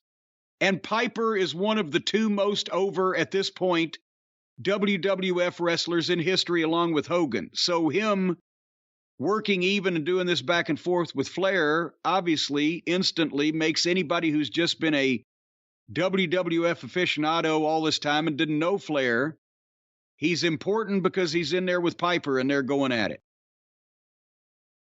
And now it's a perfect place. But the culmination of this is Piper gets the fucking sleeper and it looks like Flair's out, but somebody else is going to come in and break his fucking party up. And guess who it is? The incomparable Jake the Snake Roberts. Watch how is that smart the he fastest he's moved in a long time? And he's, yeah, okay. I'll jog down. You guys continue. Because that's what the Snake would do. And now Piper's, okay, I got to hang on to Flair, but if I turn my back on Jake, which he just did. And Jake was still in reasonably good condition. This was barely 2 years before he would win the Smoky Mountain Heavyweight Championship and then become comfortably numb and disappear on me. And lose his hair. And lose his hair. He was still in reasonably good shape there. And obviously, again, we have gone through how many Hall of Famers in this match so far? Roddy Piper, Jake the Snake Roberts, Nature Boy Ric Flair, the British Bulldog, Shawn Michaels. Big Boss Man's not in the Hall of Fame yet, but by God, these names. Up and down the card, everybody was established. Everybody was over. Everybody had their own deal, their own gimmick, their own personality. Hey, listen to and this. Now Almost a DDT. I never thought I'd say this, but thank you, Roddy. It's a kilt. It's not a skirt. It's a kilt. It's a figure four. They keep listening. On Jake the Snake. Hey, look at Roddy. He's giving it to both of them. Well, you no good creep. You skirt-wearing freak. I can't believe Flair's still. What a change of opinion in the twinkling of an eye. But again, look at this. Now, here's three people, two heels and one baby face, but all three of them are fighting, and it looks good, and there's a reason for it. And boy, they're keeping the people up. And now by now, halfway through the match, they're standing to see who's going to come out next. They're building the match, and there comes Duggan. And again, not only is he massively over, but who's like Hacksaw Duggan? Nobody. Instantly recognizable, got his own fucking personality and his own thing. And here he come. And Duggan has incredible history with Jake from Mid-South Wrestling. And as well, again, Flair and Piper. So now you've got the Carolinas guys against two of the biggest guys to ever star in the Mid-South Wrestling territory. This is a who's who of the greatest territory names. It's one of the reasons this Rumble stands out is just the names that are here. Like you said, it's almost like a Mid-South reunion in some respects, and then it's almost like a reunion of Flair's greatest opponents and rivals. Yeah, at one point it's a little mini Crockett Promotions reunion, and boy, look at the size of Duggan's fists, and look how fast Roddy throws his, and if you slow-mo that, they're coming within a twat hair, as people used to say, of each other's faces and chins, and everybody's selling it, but nobody's fucking getting hurt. Because they concentrated more on what this is supposed to be about, which is a fight and a conflict, and less on acrobatic moves that they could cooperate with each other to perpetrate. Yeah, I mean, basically, if you look at these guys, which one of these guys would be able to wrestle like this if they went through the WWE developmental system right now? Nobody. Roddy Piper had a unique style, which was awkward and weird and perfect. Yeah. And Flair took all his bumps wrong because of his broken back and had a weird style. And Duggan, you know, he was a hell of a hoss and an athlete. I don't know if he could do the drills. And Jake would have never passed the drug tests. So here we go. And we got a couple of seconds. And who's coming up next? And I love the expensive entranceway. Okay, IRS, not with a lot of fire. It's apparently not April 15th. He's not in a hurry. Our dear old friend Mike Rotunda, who was a hell of an amateur at Syracuse and could stretch probably anybody in the ring, but I know everybody remembers IRS. I liked Mike Rotunda as a member of the varsity club with Steiner and Kevin Sullivan a lot better than another occupation gimmick. At least this wasn't a plumber. He was a white-collar fucking occupation wrestler, but nevertheless. Captain Mike Rotunda was fantastic, and the varsity club were one of the highlights of 88 NWA. They were so good. Yeah. Because everybody fit and played off each other so well. But nevertheless, back to live action here. But on the other hand, for fans, this was better than him being a yacht captain or whatever he became after. And the double head bonk. Boom. Remember, he used the Romantics. That's what I like about you. I don't know how I did not remember that. To the fucking, the Romantics were great fans of ours. We loved them. They used to take us out when we go to Detroit, but I don't know how that related to a seafaring ditty. But nevertheless, Flair's been in here now for about 35 minutes or going on 40. And this thing flies. It doesn't seem like it's that long because it keeps moving and everybody involved is people that you know or that you view as some type of star. And they've kept things going pretty well. And Piper and Flair still being involved. Anytime you can get that is a plus. And we're going to go for another entrance. I should have got you to get me the order of entrance so I could be clued in ahead of time. But hey, we're seeing this like fans for the first time. And Snuka! I forgot about Snuka still being there. So now you've got the most popular wrestler in the WWF of the previous generation, right before Hulk Hogan. And he's got Snuka and Piper, the Coconut, the Piper's Pit, or you go back to Flair and Snuka in the Carolinas, Snuka and Piper in the Carolinas. All these guys had multiple money-drawing situations in a variety of territories. Unfortunately, Jimmy's on his last legs here as far as his full-time career, and it's slowed down to the point where, he's making an appearance, but it's still Superfly Jimmy fucking Snuka. This match is kind of the end of the era for a lot of guys. Kerry Von Erich, for a lot of reasons, would not last too much longer in WWF. Greg Valentine would leave shortly after this, go to WCW. Snuka wouldn't last too much longer. There's a bunch of guys on this pay-per-view and in this match that, things would change pretty soon. Jake Roberts leaves after WrestleMania.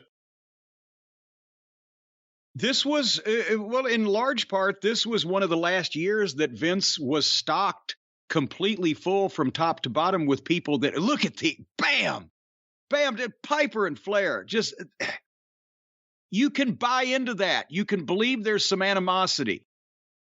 But this was one of the last years that Vince was still completely stocked with guys that he had stolen from the territories. And within the next couple of years, young guys, either from the new independents or, that had just been found and trained quickly, would start taking the place of these guys. And I know the steroid trial came into it, but is there a correlation between all the old guard names leaving in the early 90s and the others in the late 90s and the business slump in the middle? Here we go. Aha!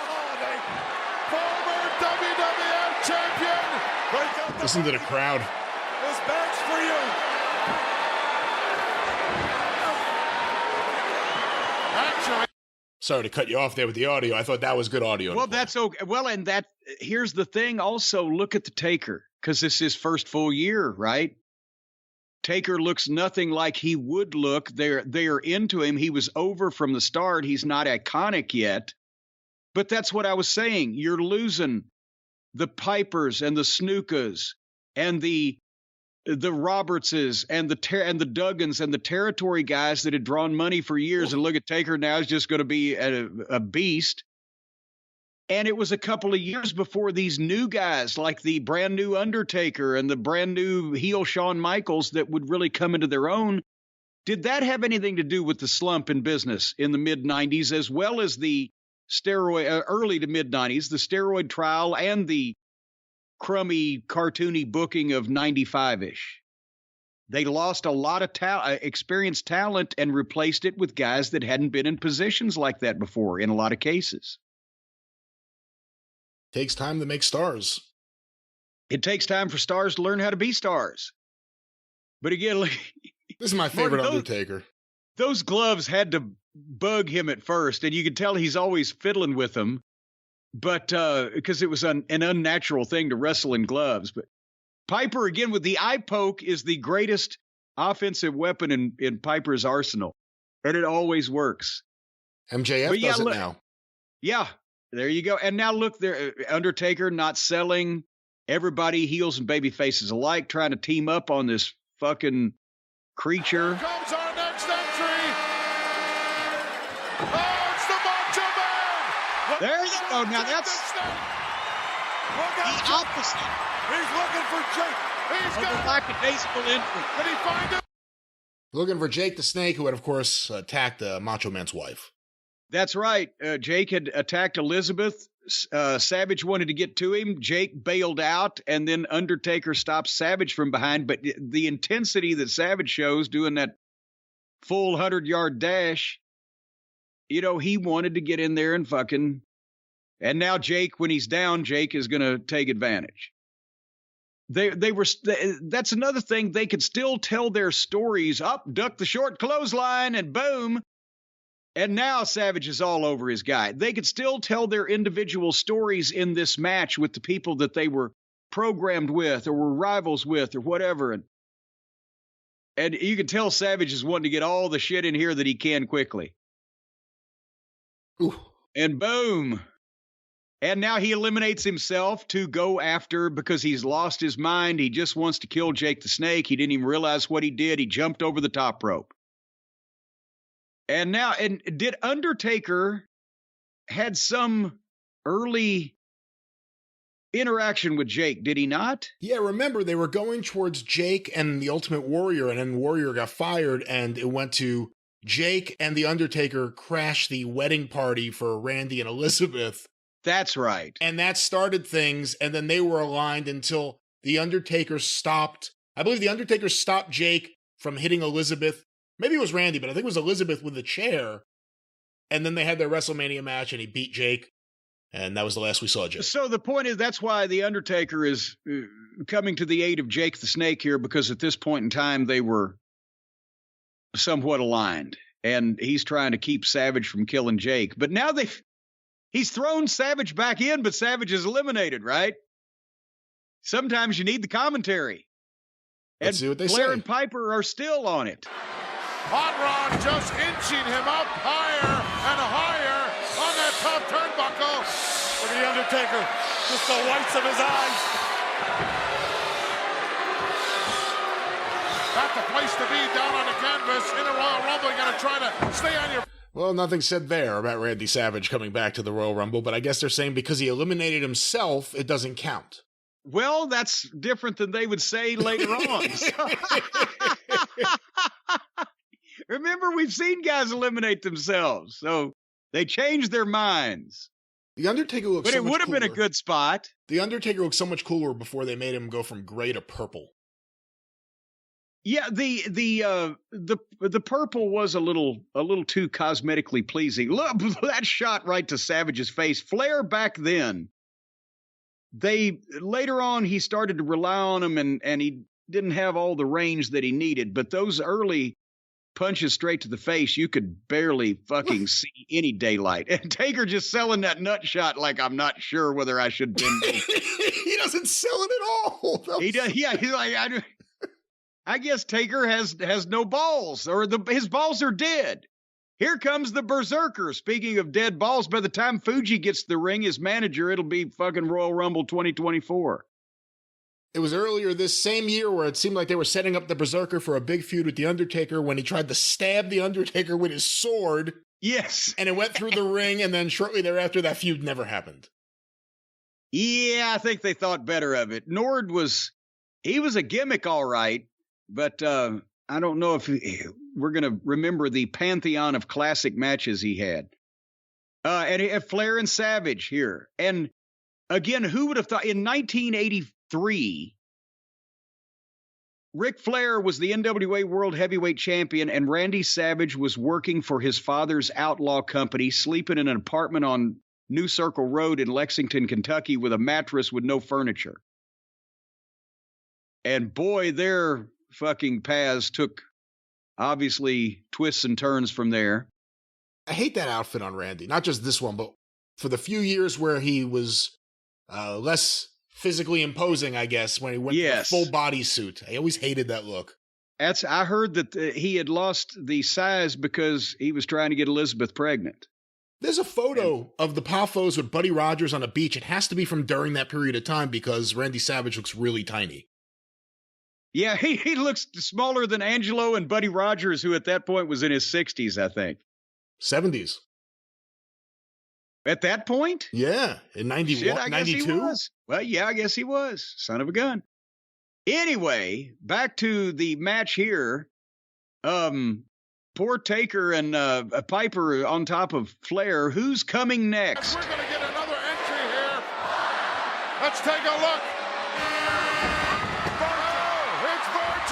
Virgil!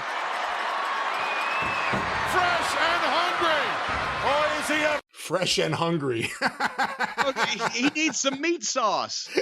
And folks, again, we do remind you that, yes, there was underneath guys on the roster, but even Virgil at this point was figured in because he had the big deal where he was the manservant of DiBiase, and then DiBiase had turned on him and he was a babyface. So people knew who Virgil was at this point in time. No, he was pretty over for a while. He beat DiBiase for the $1 million belt. He was aligned with Piper. So they tried with Virgil. It didn't necessarily work out. I mean, they also had him dressed in, I don't know, his barbershop quartet pants. Yeah. they should have taken him to the Olive Garden. And it's so odd seeing a younger, more human-looking Undertaker after all this time. Now, we forgot, but that's the way it started. Everybody, sooner or later, they change and they evolve. But anyway, the best thing that Mark could do early on in those days was roll his eyes back. That was always spooky. Even the guys in the ring with him were like, oh, shit, that don't look right. And now this is traditionally the part of the Rumble where we're getting a little slow. We got some things going on. There's some people in there, but we're slowing it down a little bit because we've got about another 20 or 25 minutes of this thing, and we need to give the people a little breath, and some shit will take place. Pat used to put the lulls as well as the hills and the valleys, as a little bit of everything in these matches. Let's hear who's next. Virgil, see the light. How they turn on each other. Here's the countdown. We've got another one just about to emerge. Oh. This guy's dangerous. Mustafa. And now leading the way down. The Iron Sheik when he became Colonel Mustafa. Why are they doing the bushwhacker walk, though? What did the poor bushwhackers ever do to support Iran and Iraq? Adnan Kazi was the manager of the Iron Sheik who, because of the time period, had switched his Middle Eastern countries. And, it wasn't all sunshine, lollipops, rainbows, and waterfalls back then, even in the old days, folks. Did the Berserker almost kill Virgil with a pile driver just there right off camera? He just looked like he just kind of sat down and fell on Virgil's head. And we see Mustafa and Duggan settling their turnpike battle once and for all here in the ring. And this was, okay, the WrestleMania 91 was the ill-fated Los Angeles Coliseum. We moved to the sports arena because we couldn't fill the fucking stadium with the Sergeant Slaughter heel turn and Colonel crowd. Mustafa and etc. Yeah. What a jib shot sweeping the crowd. But they would have been working out, Sheik and Adnan Casey would have been working out here the year that they were signed to, basically, right? Because they were shortly afterwards, they'd be gone. That's right. And it worked in rehearsal is what they were saying about that Gulf War angle. You know, this is before you would have thought that they would have had Undertaker come in and do the kind of like the Diesel, Kevin Nash, the big man spot where he eliminated several people and made a big impact. And then it was short-lived to get him out of it in a graceful way. But they put him in here for a while. And here comes, who's that? I'm trying to see. The model. Martel. Rick Martel. Ricky Martel, baby. Ricky Martel. Going to come in all good looking and smelling nice with the perfume. What was his perfume's name? The model Rick Martel. Arrogance. In the flit gun that he had. Do you think it would be tough to convince someone like you if you were booking him to let him turn heel, considering what a great fired up babyface he was? No, because actually I stole some of this in OVW back in 2004 for Mark Magnus. And look at those punches, by the way. Martel was a hell of a worker. Mark Magnus had started out as an underneath babyface. As we worked him up the card, his body was in better shape and he was looking good and his work was improving. So I switched him heel and aligned him with Nikita and some of the guys that had been involved in the Revolution group. And he became this year's model, Mark Magnus, because he was so good looking. It is a play on words. Was it like the model Rick Martel? Or was it like he was saying he was this year's model because he was the new wrestler of the future? And that was something that he could at least hang his hat on a little bit. It was kind of an homage in part to the model Rick Martel. And then, of course, they made him, he was Italian, by the way, from upstate New York. They made him a terrorist. He beheaded one of the job guys on Smackdown with piano wire and was never heard from again, because that was the same time as that terrorist attack in London. And the network canceled Mark Magnus's wrestling career. That's one of the parts of the story. Muhammad Hassan. I don't know if people realize that, the fact that he wasn't from the Middle East, he was an Italian guy. Yeah, he was fucking Italian, but he was so dark complected that he looked Middle Eastern when they were going for a heel from the Middle East because of terrorism, and then Fox Network canceled. Here we go.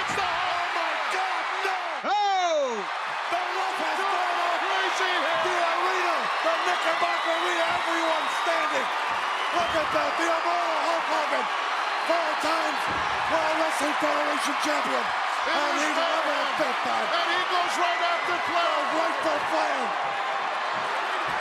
Oh, luckily the Undertaker. Well, there it is. Scientific wrestling, eye scratches, eye rakes, double head bonks. Hogan was a house of fire. And this, we're getting down to, again, the people are going crazy there in Albany, New York. We're starting to get down to nut cutting time here.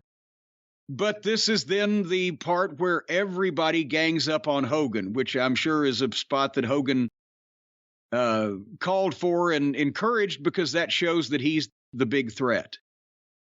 But at the same time, again, poor Undertaker is like confused as to how much he should sell for a variety pan. There we go. Boom. And lands on his feet and rolls his eyes back, but doesn't look weak at all. Didn't look weak, but didn't win the thing. And then there goes the Berserker, and he looks weak. And now the T-shirt gets torn off. Hogan had won the previous two. Bulbs. Hogan won the previous 2 Royal Rumbles. That's right. So he's the favorite going into this to begin with. And again, every time he does something, you see the flash bulbs. At that period of time, you know, it was what, about a year and a half till Vince would suggest that he leave the premises like Felix Unger and his ex-wife, never to return. Hogan was on the downhill slide. This thing with Flair didn't help because a lot of people wanted to see that. And there was resentment with Hogan from some of the smart fans. And then he'd just been there 9 uninterrupted years by the next year, and it wasn't working anymore. Skinner has entered the fray. Poor Steve Keirn. Again, I remind everybody they weren't all winners. Because Steve Keirn was from Florida legitimately and did go out every so often hunting for alligators. Somehow he went from a fucking bleach blonde pretty boy in one of the hottest tag teams of the 80s to a fucking alligator hunter wearing flannel and dipping snuff. He was managed a year earlier in the Fabulous Ones by you. Yes. 1 year earlier. Yes, he was. Yes. Don't blame me for any of this now. Well, it was what it was. What can I say? You can't say anything, it sounds like. I mean, again, the Fabulous Ones for Vern and in Memphis who were revolutionary. And what a fucking team. But they wouldn't have understood it in the WWF anyway. There was no Jackie Fargo. He was the key to the whole thing. Nevertheless, Kearns all over Hogan, by God. He's biting him. He's saying, yeah, we should have never told you ought to get in the business down there. And, we've talked about how long Flair was in this, but how long has Piper been in this thing? Oh, he spent some time. He was number 15. He's been in there a while. Look at Martel when he was getting the ear massage from Piper's ankles.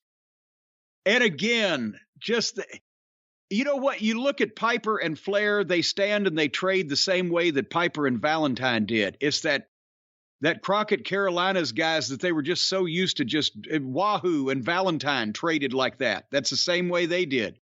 They stood there and just hit each other as hard as they could. And we're about to get another entrant as Hogan's got to be up. Hogan's got to be in charge of this thing as we get a new entrant because it's Sergeant Slaughter. Okay, another Hall of Famer. And Slaughter was one of the top heels at the time that Snuka was the most popular babyface, and then Slaughter switched babyface and was briefly right before Hulk Hogan, was the most popular guy in the WWF. Legendary name. So we've had Hogan, Piper, Flair, Slaughter. The names are insane. This is a Hall of Fame Royal Rumble with Skinner. Hogan even tried and trade with Piper. And Piper said, fuck you, I'll just rake your eyes. Piper's been on the eye machine at the gym. Slaughter had a long run in the Carolinas as one of the biggest drawing heels and baby faces in that territory. So he had known Flair for years at that point. And Savage put some time in on this one too, didn't he? Yeah. Number 21. Yeah. Rick Martel hanging. And that's another, the guys in the Battle Royals now, they have to do the spots where they fight on the apron. When they're not holding on to anything, obviously somebody's going to get knocked off. The guys in the Battle Royals at this point in time, every time you try to put them over, they're holding onto the ropes like spider monkeys for dear life, because the worst thing in the world would be knocked off the apron. They're not opening themselves up because they've got a cool spot on the apron to do that requires them to not hang on. Hogan's already blowing up. His punches have about half the steam they did before. And here he comes, the big man. Psycho Sid. He was Sid Justice at this point, was he not? Sid Justice, that's right. He went from vicious to justice. And boy, howdy. He could lift his foot and he could throw that shit. He just couldn't ever quite make the connection without killing somebody. But Sid looked like $1 million, and the people went crazy for him in those days because who else looked like that? And he had the fire and the facials and his work was always mostly crummy, but when you look like that, you can get by with a lot. And, he was his own worst enemy. Vince made more money with him than WCW did. WCW never got much out of him. Vince could control him better and keep him away from his worst instincts, but when softball season was calling, even Vince McMahon and the WWF was not immune. Remember, I told you a story about in 97, he left the building in San Antonio in the middle of Raw because he told Harvey Whippleman he thought he was having a heart attack. So Harvey took him to the Holiday Inn, to his room, instead of a hospital. He'd been off hurt, and he hadn't been working out, and he didn't think he looked good enough to be on television. So he just left in the middle of the show. He's a fucking wacko. Goddamn $1 million fucking body. And Flair has had a long history with Sid because Flair was among the many bookers that tried to get something out of Sid in WCW. So he knew the positives and the negatives. And just now in one ring, you've got Randy Savage, Ric Flair, Hulk Hogan, Sid Vicious, Sergeant Slaughter, Roddy Piper. And our final entrant. Here he comes, running down the aisle. He ain't running. He ain't running. And poor Warlord becomes, was this 30? This was 30 guys, right? 30 guys. And by the way, for anybody who hadn't seen Downtown Bruno, Harvey Whippleman, Bruno Lauer in a while, does the young rock actor look anything like Harvey Whippleman really does? Harvey's never been that clean and jacked up. Bless him. I love Bruno. And that was the thing in the old days, and now Warlord slides in, and what is there for him to do? But in those days, the manager would just walk the guy down to the ring and then turn around and leave. I did that one time with Pritchard and Del Rey. Just come halfway down the aisle and point and then go back. I'm like, what the fuck? That wasn't any fun. Anyway, we're getting a little more. Oh, Slaughter took his bump there. Bam.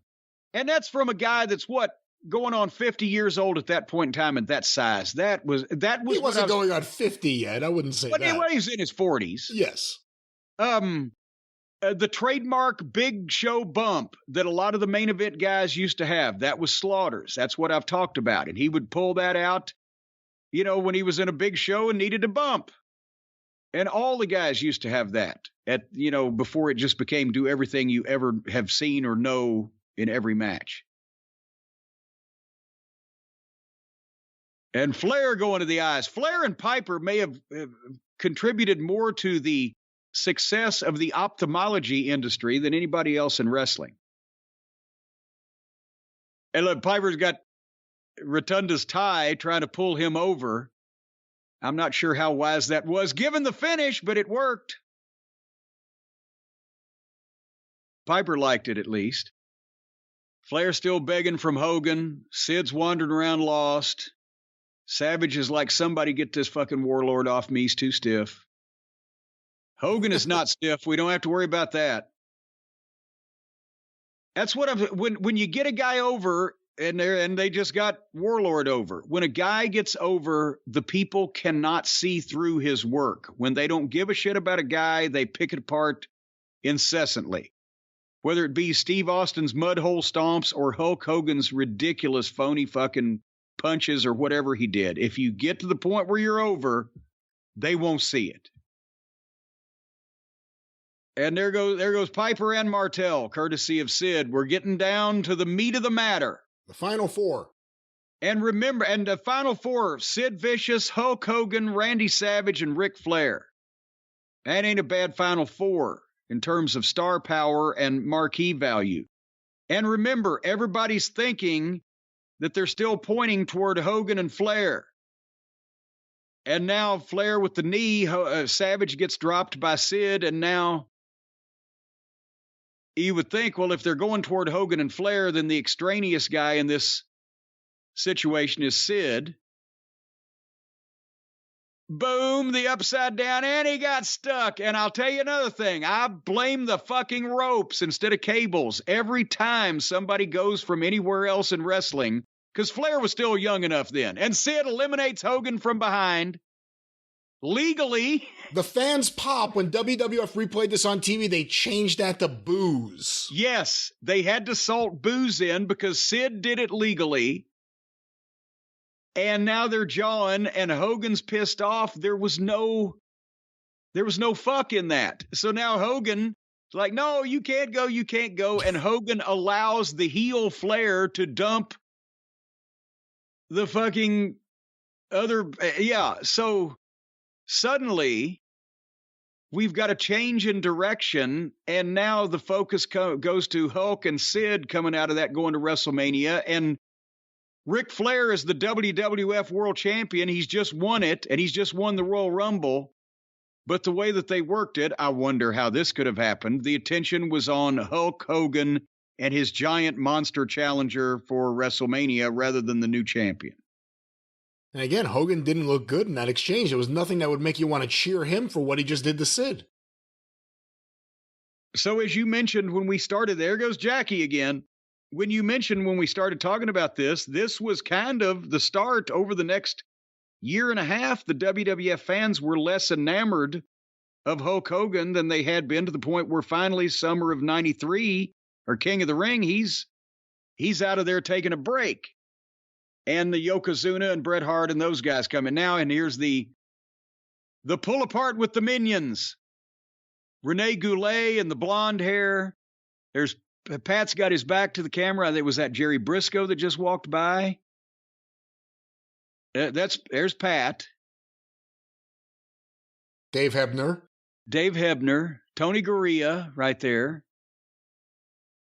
Goddamn, their roster of agents was big names in the wrestling world compared to some of the people in the company today. Hogan's asking for the people. The people are up, but they're not necessarily all the way on his side. And again, this was the same thing that Vince did in 97. Undertaker and Sid. He went back to giants. He didn't get Flair, I don't think. And honestly, as we've talked about, Flair didn't transfer to the WWF as well as he would have anywhere else in wrestling and as he had been in WCW, because the work was less important. Hogan's 8-minute title matches. It was a company built on sizzle and not steak, and Flair was the ultimate New York strip. That's Terry Garvin in there too, by the way, the dumpy guy in the I thought it was Dave Hebner from behind. It wasn't. Yeah. Well, Dave's one of the referees still, but because I think both the Hebners are there, aren't they? Yeah, no, yeah. Dave's wearing a tie and the other Hebner, but the used car salesman jacket and the dumpy guy, that's Terry Garvin right there leaning on the ropes. Point I'm making is Flair's style, in-ring style, was more suited to the NWA and athletic pro wrestling rather than the WWF giant sell the sizzle and not the steak kind of thing. And that's why Vince, I don't think, ever got him and fully took advantage of it. He would have had to change the style of a lot of the WWF in-ring and the way it was presented just for one guy. So Flair always was more at home and did better in the WCW/NWA environment. But it's not because of, Bruce Pritchard will tell you, our fans just didn't get into Flair. Well, it's because it was a completely different thing, and they didn't take the time to educate them. And we did get into Flair. I was in the Flair. Well, but I mean, just the strict WWF fans that thought Doink the Clown was a big, major main event wrestling star, right? That kind of the ice cream bar fan, I guess. But anyway, therein lies the tale of the Royal Rumble 92, Brian. That's right, Royal Rumble 92. I still contend the best Royal Rumble of all time. And do you think that they're going to have as many Hall of Famers in the 2023 Royal Rumble as they did in the 1992 Royal Rumble? You have a Royal Rumble like this, and then there was the one a few years later, maybe it was 97 or 98, where you had 4 members of the DOA and 4 members of Los Boricuas, and you had 4 members of, I forget what the other gang, or the Nation of Domination. Like, there were so many factions that it didn't feel special, where you have like one-offs or even tag team wrestlers individually run out there and interact with other guys they wouldn't normally interact with, or do something interesting. I think it's more like the one from the late 90s than this one. Well, we will find out. But anyway, that's the experience for today. We're going to be coming up in a few days with the drive-thru. That's your program, Brian, where we will try to catch up with, obviously we will catch up with the big Raw 30th anniversary, as well as the viewer questions and songs and hijinks and shenanigans. And then next weekend, we're going to talk about the Rumble itself. So we will be half a day, if not a day late next weekend on the experience, just to wait for the big show. Correct? I believe so. Otherwise, do you have any closing thoughts for the listeners before I go and fry me some chicken? No, everyone have a good week. We'll see you on the drive-thru with more fun and shenanigans and less everything else. And until then, thank you, fuck you, and bye-bye, everybody.